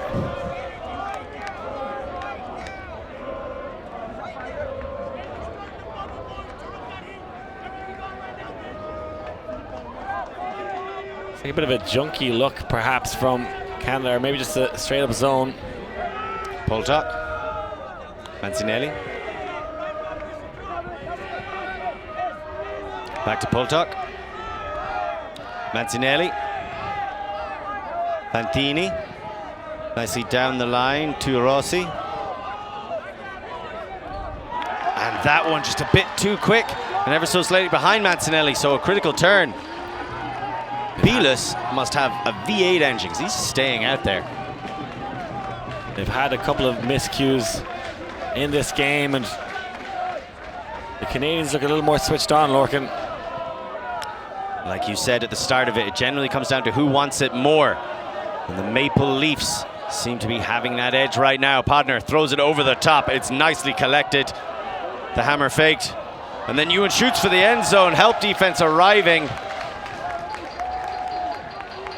I think a little bit of frustration perhaps from Miles Wong, but that would have been a spectacular grab. Again, this junky defense from Canada taking away a lot of the first options, getting high in the stall count now. Poltuck inside and swept around. Soroka rips one. He's trying to sit it out in front. Rossi's in chase. Podnar's underneath, and he's knocking it out the sky. Podner gets up early and takes it away before the Italian even has a bid on it. Pretty late in the evening to be wearing sunglasses, but got the early read in this one.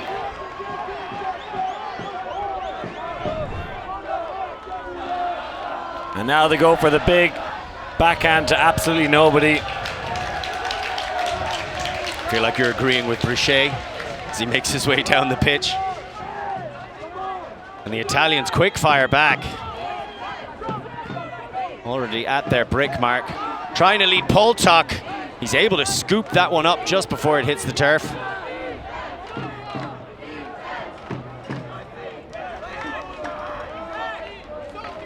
Looks like might be a marking infraction, maybe contact called, and Brichet not agreeing with it. So you're saying he fouled you? I called foul. Oh, you called foul. Okay, so that's foul called by offense. I didn't move.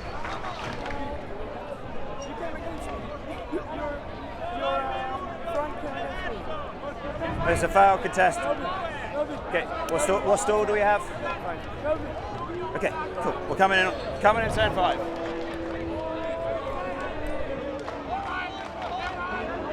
Poltuck. Mancinelli.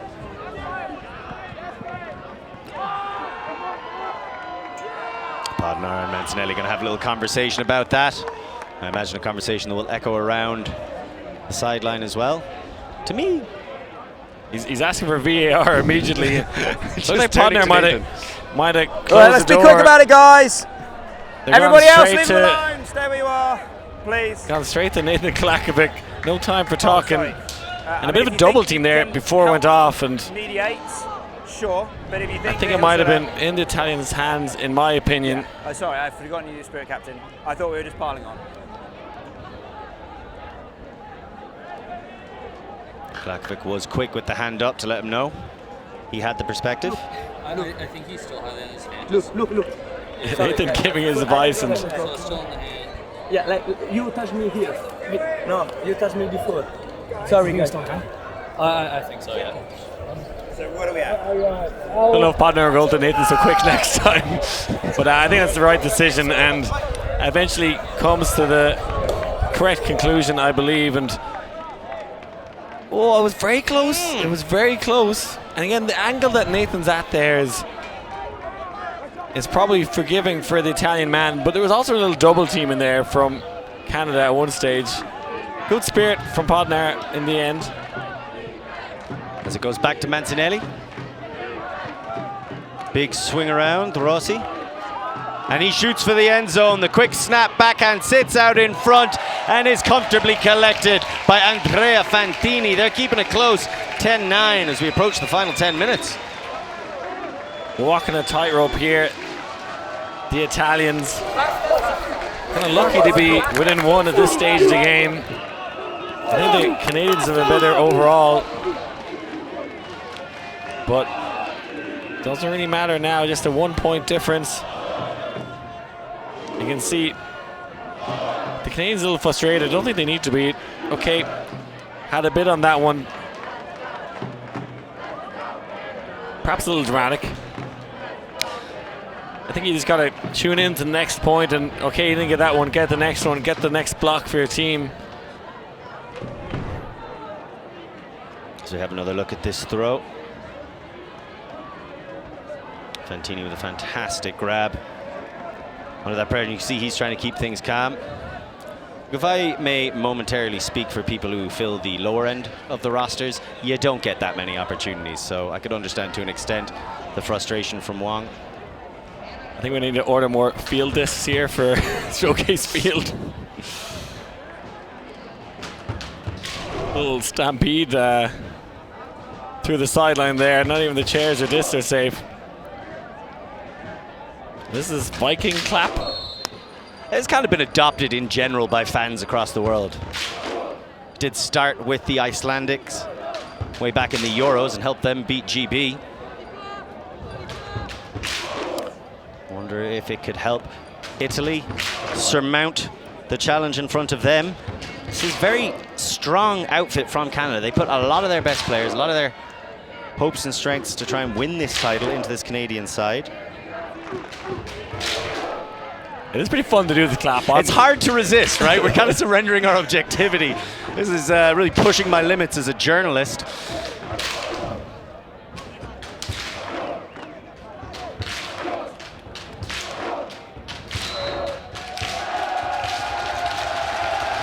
There's the pull, the roar of the crowd.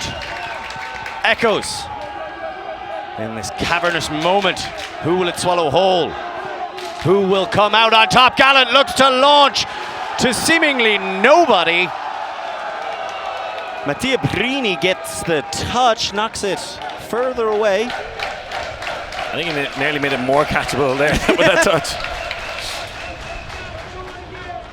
Let me just slow this down, but also add a bit of float to it.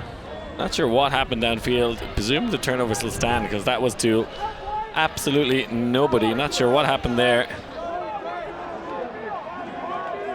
My theory is it's fatigue that's making a lot of these discs come out lower and quicker. I think this is every bronze medal game is a kind of a battle of fatigue, decision making, of will. You know, it's much easier to play these games the next day. You see that at some tournaments, you play it the following day, and those 24 hours just to recompose yourself usually makes it a lot easier, but it's a test of wills. A test of fortitude.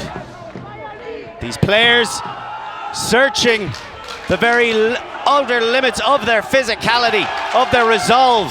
Laffy with the disc, leads, and that is caught for Martin Giuliani for the goal. They tie it up at 10. And we've got a game on our hands, Lorcan. Giuliani's been quiet so far in this game. He might have been the player of the semis and all tied up. Gallant frustrated now. Don't know if he's going to go on a rampage. Tell you what though, the crowd are enjoying this one. We just want to see a great game, and had a big moment for Italy. Giuliani with the break. I know you were covering the other semi-final, weren't you, Lorcan? Giuliani was sensational in that semi against Belgium. Didn't deserve to be on the losing side. Chasing after that one as the chant is once again taken up. Excellent continuation, the support always arriving. Look, somebody's got to be on the losing side, but the Italians not willing to do it twice in a row. They tie this game up, the 7th tie of the game, the first since 7-7, which means it's the first of the second half. And the Austrian man using that bin as a drum, and And it's quite soft tones. Like, I actually thought it was a drum. I thought it might have been Daddy DeCrona's drum being used, but it's good acoustics. It's working. As now these players asking, what more do they have left? It's another brick. This one Ben Boland will field.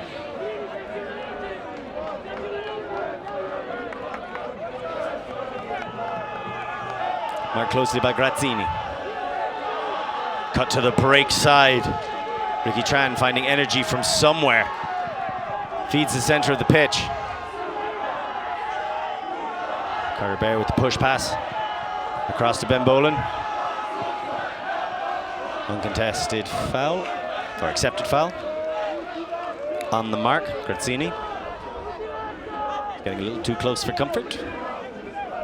Staying low, doesn't want to give up another break. Ben Boland gets it anyway. Sends it around to McFadden. McFadden wants Boland.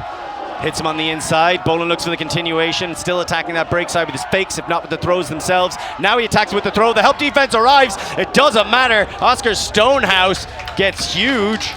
Takes the contact and the disc. Understands and happy to go on. He's a tough old lad, Stonehouse. He needed to be. He got a no call. Face full of Paradisi, who's no small man, the Italian stallion. You see, he wanted to poach off there, but Stonehouse just beat him to it. And now Stonehouse is looking at an isolation. Tran in the end zone. Al-Jisi trying to limit him. In the semi-final I did watch, I saw Tran make some fantastic grabs. Stonehouse shoots all the way across, and it's going to be chased down and cut for the goal. Max Petnuzzo. Brilliant hold from the Italians. Or sorry, should I say the Canadians. The Italians coming out on that, I think, forced middle defense. Had a kind of a dangerous bid from Paradisi. And you see discussions continue about distance on the mark, and I've seen both teams kind of push off a bit when they're not happy with the disc space. If I did this, it's a foul. If I did this is not a foul. If I did. Right? I can push you. I only touch you. So Zani and Petnuzzo having a little conversation about what contact they find comfortable. And nobody finds that comfortable. And beautiful shot from Stonehouse. Kind of sits into that forehand and gets a beautiful little finesse on it. Makes it nice and easy to catch. In 502 there. I don't know if that's the area code. That's what I was thinking. Yeah, phone code. Who's he calling? Right now, Canada putting on the pressure, answering the call. As Morgan Hibbert said, looking to put the team on their back. Which player is going to step up? A few of them have been out there for quite a long time. The lines tightening as they want that bronze medal. Huge blade, great feet, and not an easy catch at all. Solmi gets the pop back inside. Sarocco eventually gets it back to Mantinelli. Mantinelli takes the dump. Poltok swings across to Sorocco. The cut from Ruscello slow and never really that far away from Podnar. Poltok, we know he's got a cannon for a flick. And there it goes. It fires into two Canadians. Podnar is more than ready for it. Gets big and takes it down. Fantini never had a chance. And now the Canadians looking to rush in the other direction. Le Marois, Podnar. A great help defense there from Podnar. It's not the first time he's done it. He's peeled off and made the play. Le Marois, huge swing. Both O'Donnell and Kaylor were available. O'Donnell collects, gets back to Brichet. Brichet to Podnar. Podnar thinks about sending it to O'Donnell, decides against it. He's going to put that back in the pocket. Brichet see the fatigue on these players. Bielus cuts to the break side. Ayad to the dump space. Now Ayad tries to get across to Keylor. Does so. Keylor, shoulder shake. Takes the open pass. Brichet. Hammer! Trying to find Podnar for the goal. And I don't know what area code it is, but he was alone in it. The bookends for Podnar. And he's looking good out there. No debate about that one. Come on, come on, come on.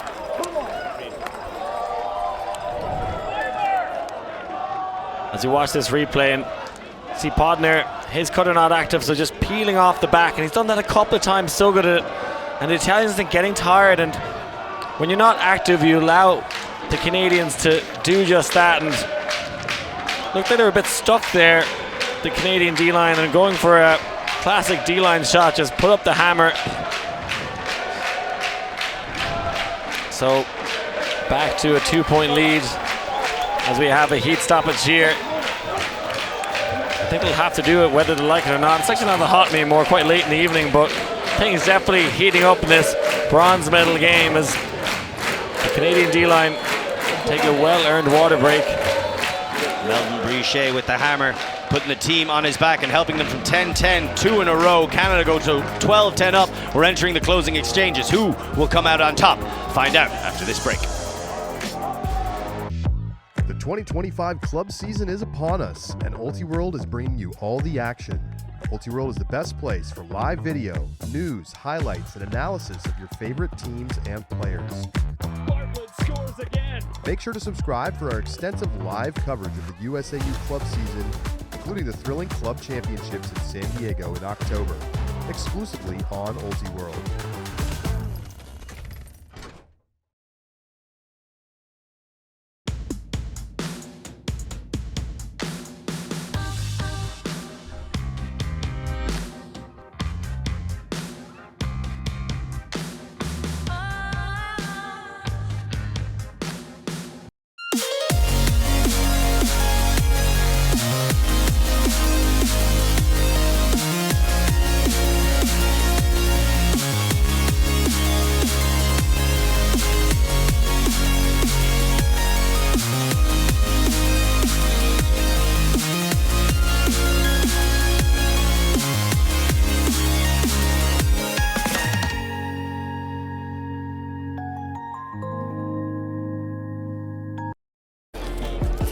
Can you ask your nerve and bone and sinew to serve you turn long after they are gone? And hold on when there is nothing in you except the will which says to them, hold on. O'Donnell and the Canadians, 2 points up, 12-10 in the bronze medal match. Soft cap is on. It will be finish the point and add 1. Can the Canadians hold on? As we see Luca Bruni there, really the lifeblood of this team, has been actively playing and such a great guy. They did a few articles about him, and Davide making sure this is a very inclusive team. And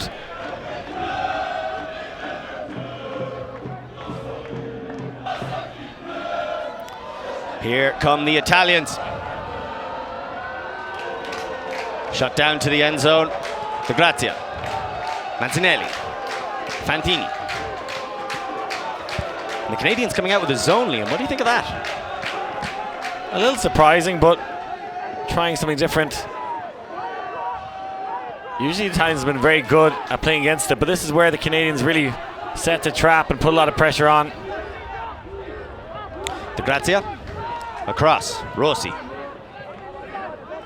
Gets the pop to Fantini.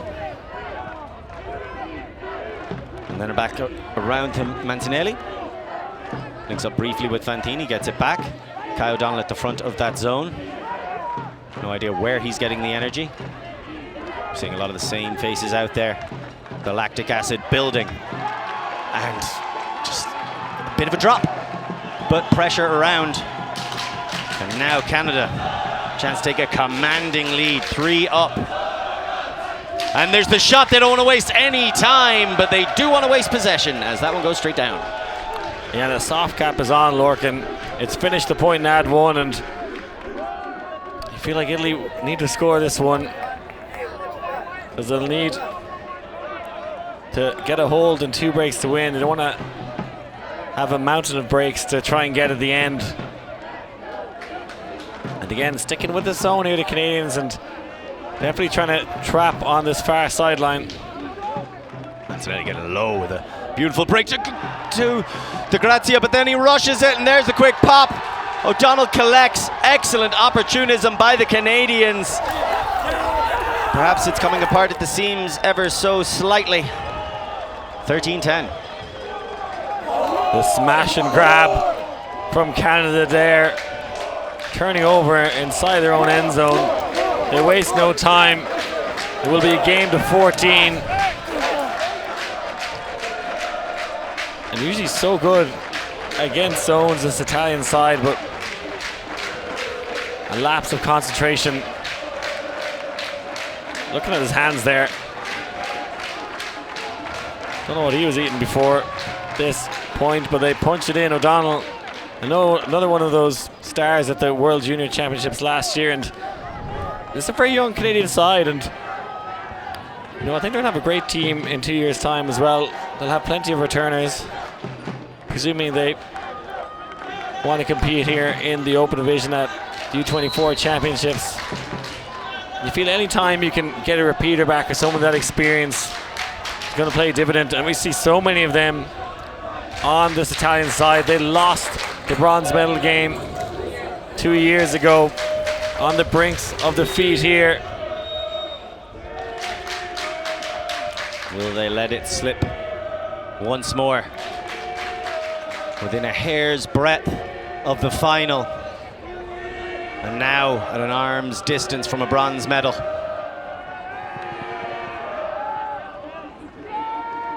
Centered, back. Casanelli, Marcinelli. Now this is much more what we expected from the Italians coming up against zone. Ruscello, Casanelli. Marcinelli slowly moves out. Poltok there to collect, across. Marcinelli. Couple of moves downfield, doesn't really like the look of any of them. Poltok, Fantini, Casanelli. So those 4 right now just weaving around each other. Coming and getting involved is Fabri. Seems to have been a call.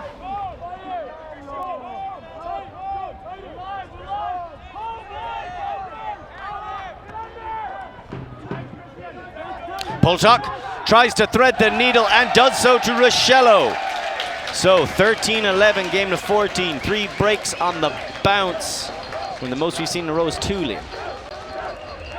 A relatively easy hold there from Italy. A half-effort defense there from Canada. Not sure what they were doing. I think they were just like, hey, you guys score, give us a disc, and we're going to end it on the next possession. Poltok's so good at hitting those inside shots, and they left a big window for him. We're going to have to muster up something special here. Not sure what David is drawing there, but I'll pay a few quid to find out what. His version of the Sistine Chapel. Definitely Giuliani being called out there first anyway.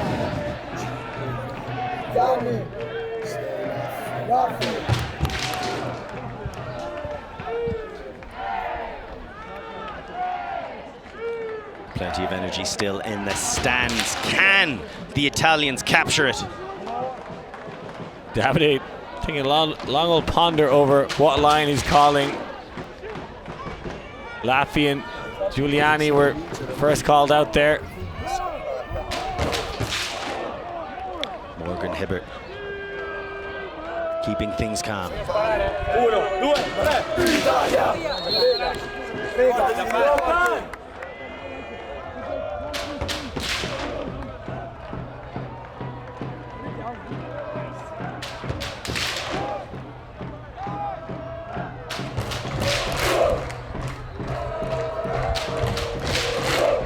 Getting a little bit of dueling chance now.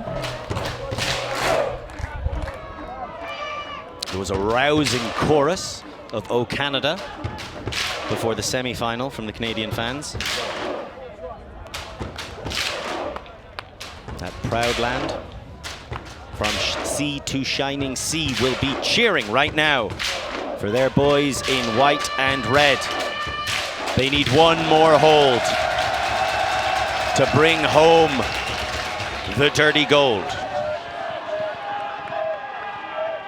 Quick play, quick link-ups, power position. No hook, yet. Instead, going down the line, not looking to force anything. Lebel. There's a call. Bit of contact, I think, between Tran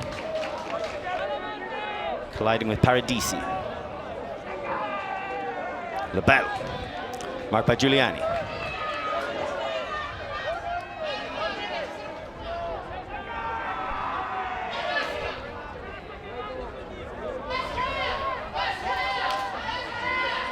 That's some tight defense happening between Petnuzzo and Zani. We saw their conversation on the sideline earlier about what does and doesn't constitute fair physical contact. I think Lebel actually pivoted into Giuliani there. Definitely have tight forces at times, the Italians. Hard work from McFadden to get a small bit of separation. Boland looks for McFadden, finds him on the leading pass. Now Tran right outside the end zone. A flat mark. Now coming across a little bit more. There's more contact. Looks like he could be injured here. Yeah, that seemed like a hard fall for McFadden. Not sure what happened to be. Physical contact all over the pitch. An array of illustrious matchups of this young talent.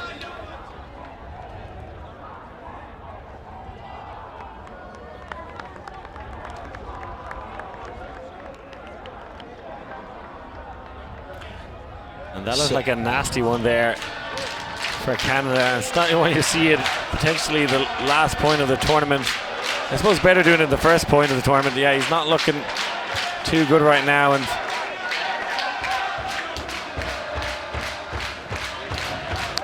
so, looks like Podnar coming on to replace McFadden. He has been gigantic in this game. A Sherpa of sorts for this Italian side, putting him on his back and helping climb that mountain to bronze. And Tran just 1 yard from victory. I think that was pretty high in the stall count. Not sure if there was even a call, just injury, so not sure what this coming in on, but this game coming to crescendo. I can't give you a perspective here, guys. You got tensions rising. If you can't agree, split the difference. The art of compromise. So saying 6. If nobody's happy, then it's worked. It's coming in on 6. Everybody get your stopwatches out and count to 4.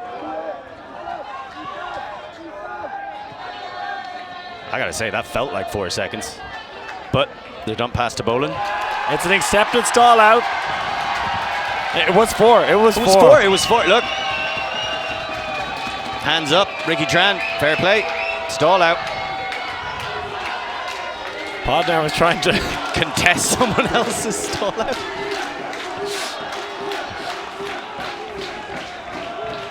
That is a big, big moment. Shining example of spirit as well. So Fantini picks it up. Casanelli trying to get free, cannot escape Ben Boland. Now there's the inside break. Zani makes himself available. Excellent work from Petnuzzo to correct and block, and there's the miscommunication. It's thrown away. The second time the Italians have done that in these closing points, turning just outside their end zone. Petnuzzo has the disc, Boland makes the move, and there's another stoppage. What were Italy doing there? Had several open passes and just another error creeping into the game, and that's why they're down right now, and that's why the more composed Canadians are on the doorstep of victory. Can they cross the threshold? It's right outside. They knock on the door, and it's right in for Podnar. Who else would it be? Podnar takes bronze for Canada. He gets a big hug from his coach. And they were the better team, Lorcan, on the day. Bounced back better from their semi-final loss. Heartbreak again for Italy on this field. It's been a tough day for them, but they've been such a fantastic team all season long. Saw them win Tom's tourney, saw them take half against the USA side. Come away empty-handed, but put on some great performances. Canada bouncing back from 2 years ago where they didn't even make the semi-finals, and you know, getting a bronze here, great achievement. Still a bit shy of that USA side, but showing they're a top team again. Big win for the fans, made it a very enjoyable experience. And they'll be drinking the happy beers tonight. I wonder what that feels like.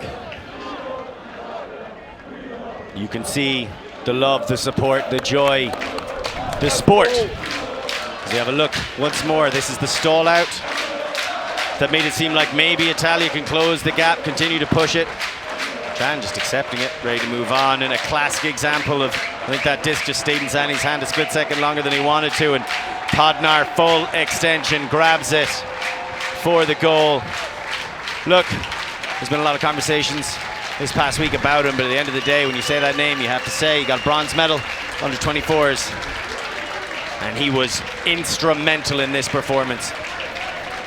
Yeah, I think that's 2 goals, 2 assists and 2 blocks for Podnar. An exceptional game, probably player of the game.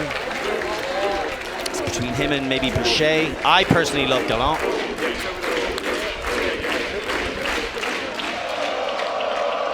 But there you go, like you said, that emotional leader for Italia, never letting them keep their heads down.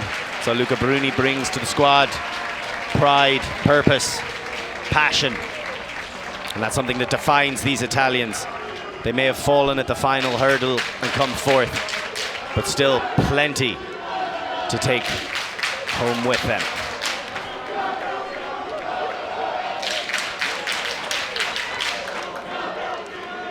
And look, a tough moment for them, but you know, they won Tom's tourney, beating a lot of the best club teams in Europe. And you see what this means to Canada's Haddock strength and conditioning getting involved there, and the Canadians looking very fresh in this bronze medal match, and it was a challenge for all players to stay fit and healthy. We're hoping McFadden's going to be okay for Canada. And Davide, he's always talking. He could be here for a couple of hours, let's say, Lorcan. If anybody's got a free evening, just go and ask Davide how his week's been. And that'll fill the next 4 hours.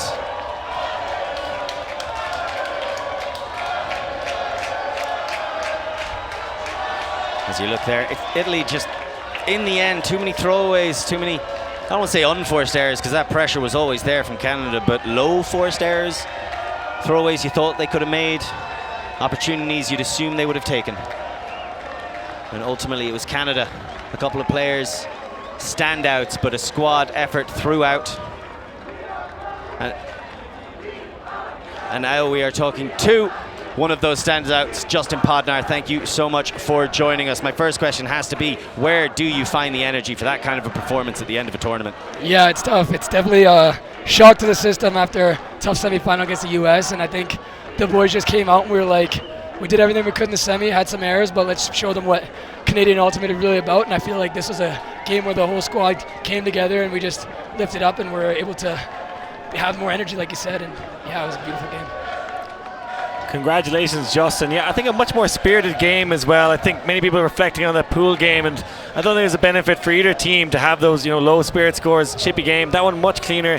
You had a fantastic game. We saw you have to go to Nathan's camera a couple of times. And what was the difference between that match and this? Oh, honestly, we had a spirit thing at the beginning, and we kind of just talked about like the different things that we didn't like on each team when we were playing the first half in the spirit-wise, and we kind of just corrected that, and we were able just to be happy and be proud for each other playing such high-level ultimate and being in Logroño, beautiful Logroño, Spain. So I think that just that switch of just having that respect for each other then and talking about what we didn't like so we didn't do it again really helped us have a more spirited game, and I give thanks to all those Italian boys for pushing us the way they did in this amazing third-place game. And speaking of your previous matchup, what were the lessons you learned tactically that helped you edge them out here in the bronze medal matchup? Yeah, so we definitely kind of understood that they really like those inside like flicks and backhands, so we kind of just like shifted our marks a little bit, a little more active, kind of like let them have more of the around shots and just tried to like shut down those more inside shots. Also that our zone, we kind of switched from putting a more taller guy in the backfield, trying to like make them throw those over the top shots, and then once they kind of had a close one, they never ended up throwing those, and I think that was kind of the win on the D-line game. There was a lot of talk about you in this tournament, Justin, has to be said. Yeah. Came out with a stellar performance, I think 2 goals, 2 assists, 2 blocks, some great peeling defense. What you have to say to everyone out there, the fans at home, the people chatting about you, do you have any message for them? I'm learning, I'm growing, I'm getting better every day in the spirit sense, and I can't wait to keep proving you guys wrong that I'm just a chill guy. Well, we can understand you were cool as a cucumber, so congratulations on the victory in that matchup, and congratulations on the week. Thank you so much. Justin Podnar silencing the haters there. I thought he played fantastic, and in fairness, good spirit in the end, particularly with those shots to Nathan Klakovic.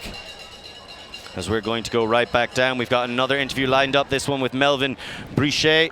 Oh, and seems to be joined by Marty Gallant as well. Thank you so much for taking the time to talk to us. Your coach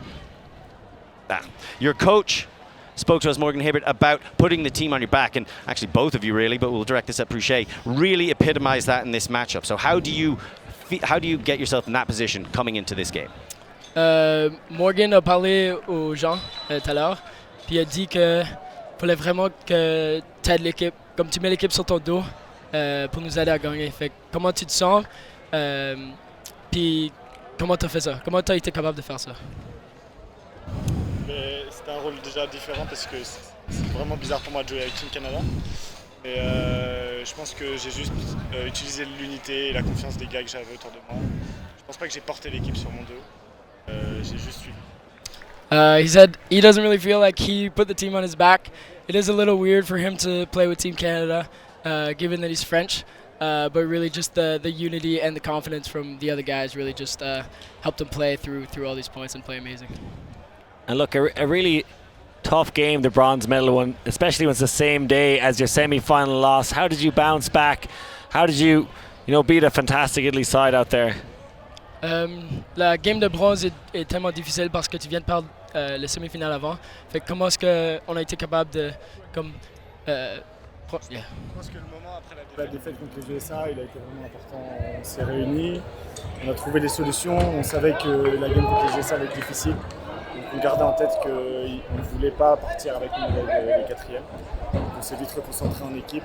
Je pense que le moment dans les locker rooms a été vraiment important pour nous. He said the moment after that USA game really it was just a big emotional moment for everybody, and I think we just kind of united together in the locker room and just kind of stayed together, and we kind of took that energy and that want to win into this game. We knew that the US game was going to be tough, and we just brought that anger, that frustration just into this game and to play as hard as we could. And how do you balance that energy, the perhaps aggressive as you put it, with staying so cool and collected, the disc in hand, and running the offense as smoothly as you did? Comment on fait pour prendre l'énergie comme l'énergie qu'on avait de la game des US, puis comment est-ce qu'on a été capable de rester calme à travers de cette énergie-là pour jouer l'offense? Ouais. Alors moi c'est un peu différent, je suis un joueur de défense, donc j'ai pas besoin de rester calme. Mais non, on savait qu'il fallait pas qu'on merde avec le Frisbee. L'Italie c'était une très très grosse équipe, on en avait confiance. On savait que chaque disque était vraiment précieux. On se le répétait souvent sur la ligne qu'il fallait qu'on prenne une respiration avant de... C'est ce qu'on a bien fait. He said that he plays D, so he doesn't really have to worry about being calm. But when we did get the disc, just to cherish it, the Italy is a great team. So any chance that we get that disc, to just really take care of it and cherish it and take a couple breaths to play offense after. Well, thank you so much for taking the time to talk to us, and congratulations on this monumental victory. We hope you enjoy your celebrations and your hard-earned bronze medals. Thank you so much. So what a matchup, Liam. These two reigniting the rivalry from earlier in the week. It was a close run affair the whole way throughout. There were breaks early, but when they happened, they were quickly fought back as both sides somehow dug deep, found that energy deep within themselves. But ultimately, it was the Canadians who just had that little bit of extra edge. They had some defensive structures. They had a couple of superstar plays from a team filled with top quality players. Maybe they would have been able to properly surmount this as they go home with the bronze medal, courtesy of heart, effort, and teamwork. Congratulations to Canada, commiserations to Italy, and thank you to everyone who joined us. I am Lorcan Murray. I'm with Liam Grant on behalf of Ultiworld, Woofed Up, and everyone here in Logroño. We will see you tomorrow for finals day, where we see who gets the gold and silver medals. Right now, it is Canada picking up bronze in the open division, 14-11 over Italy.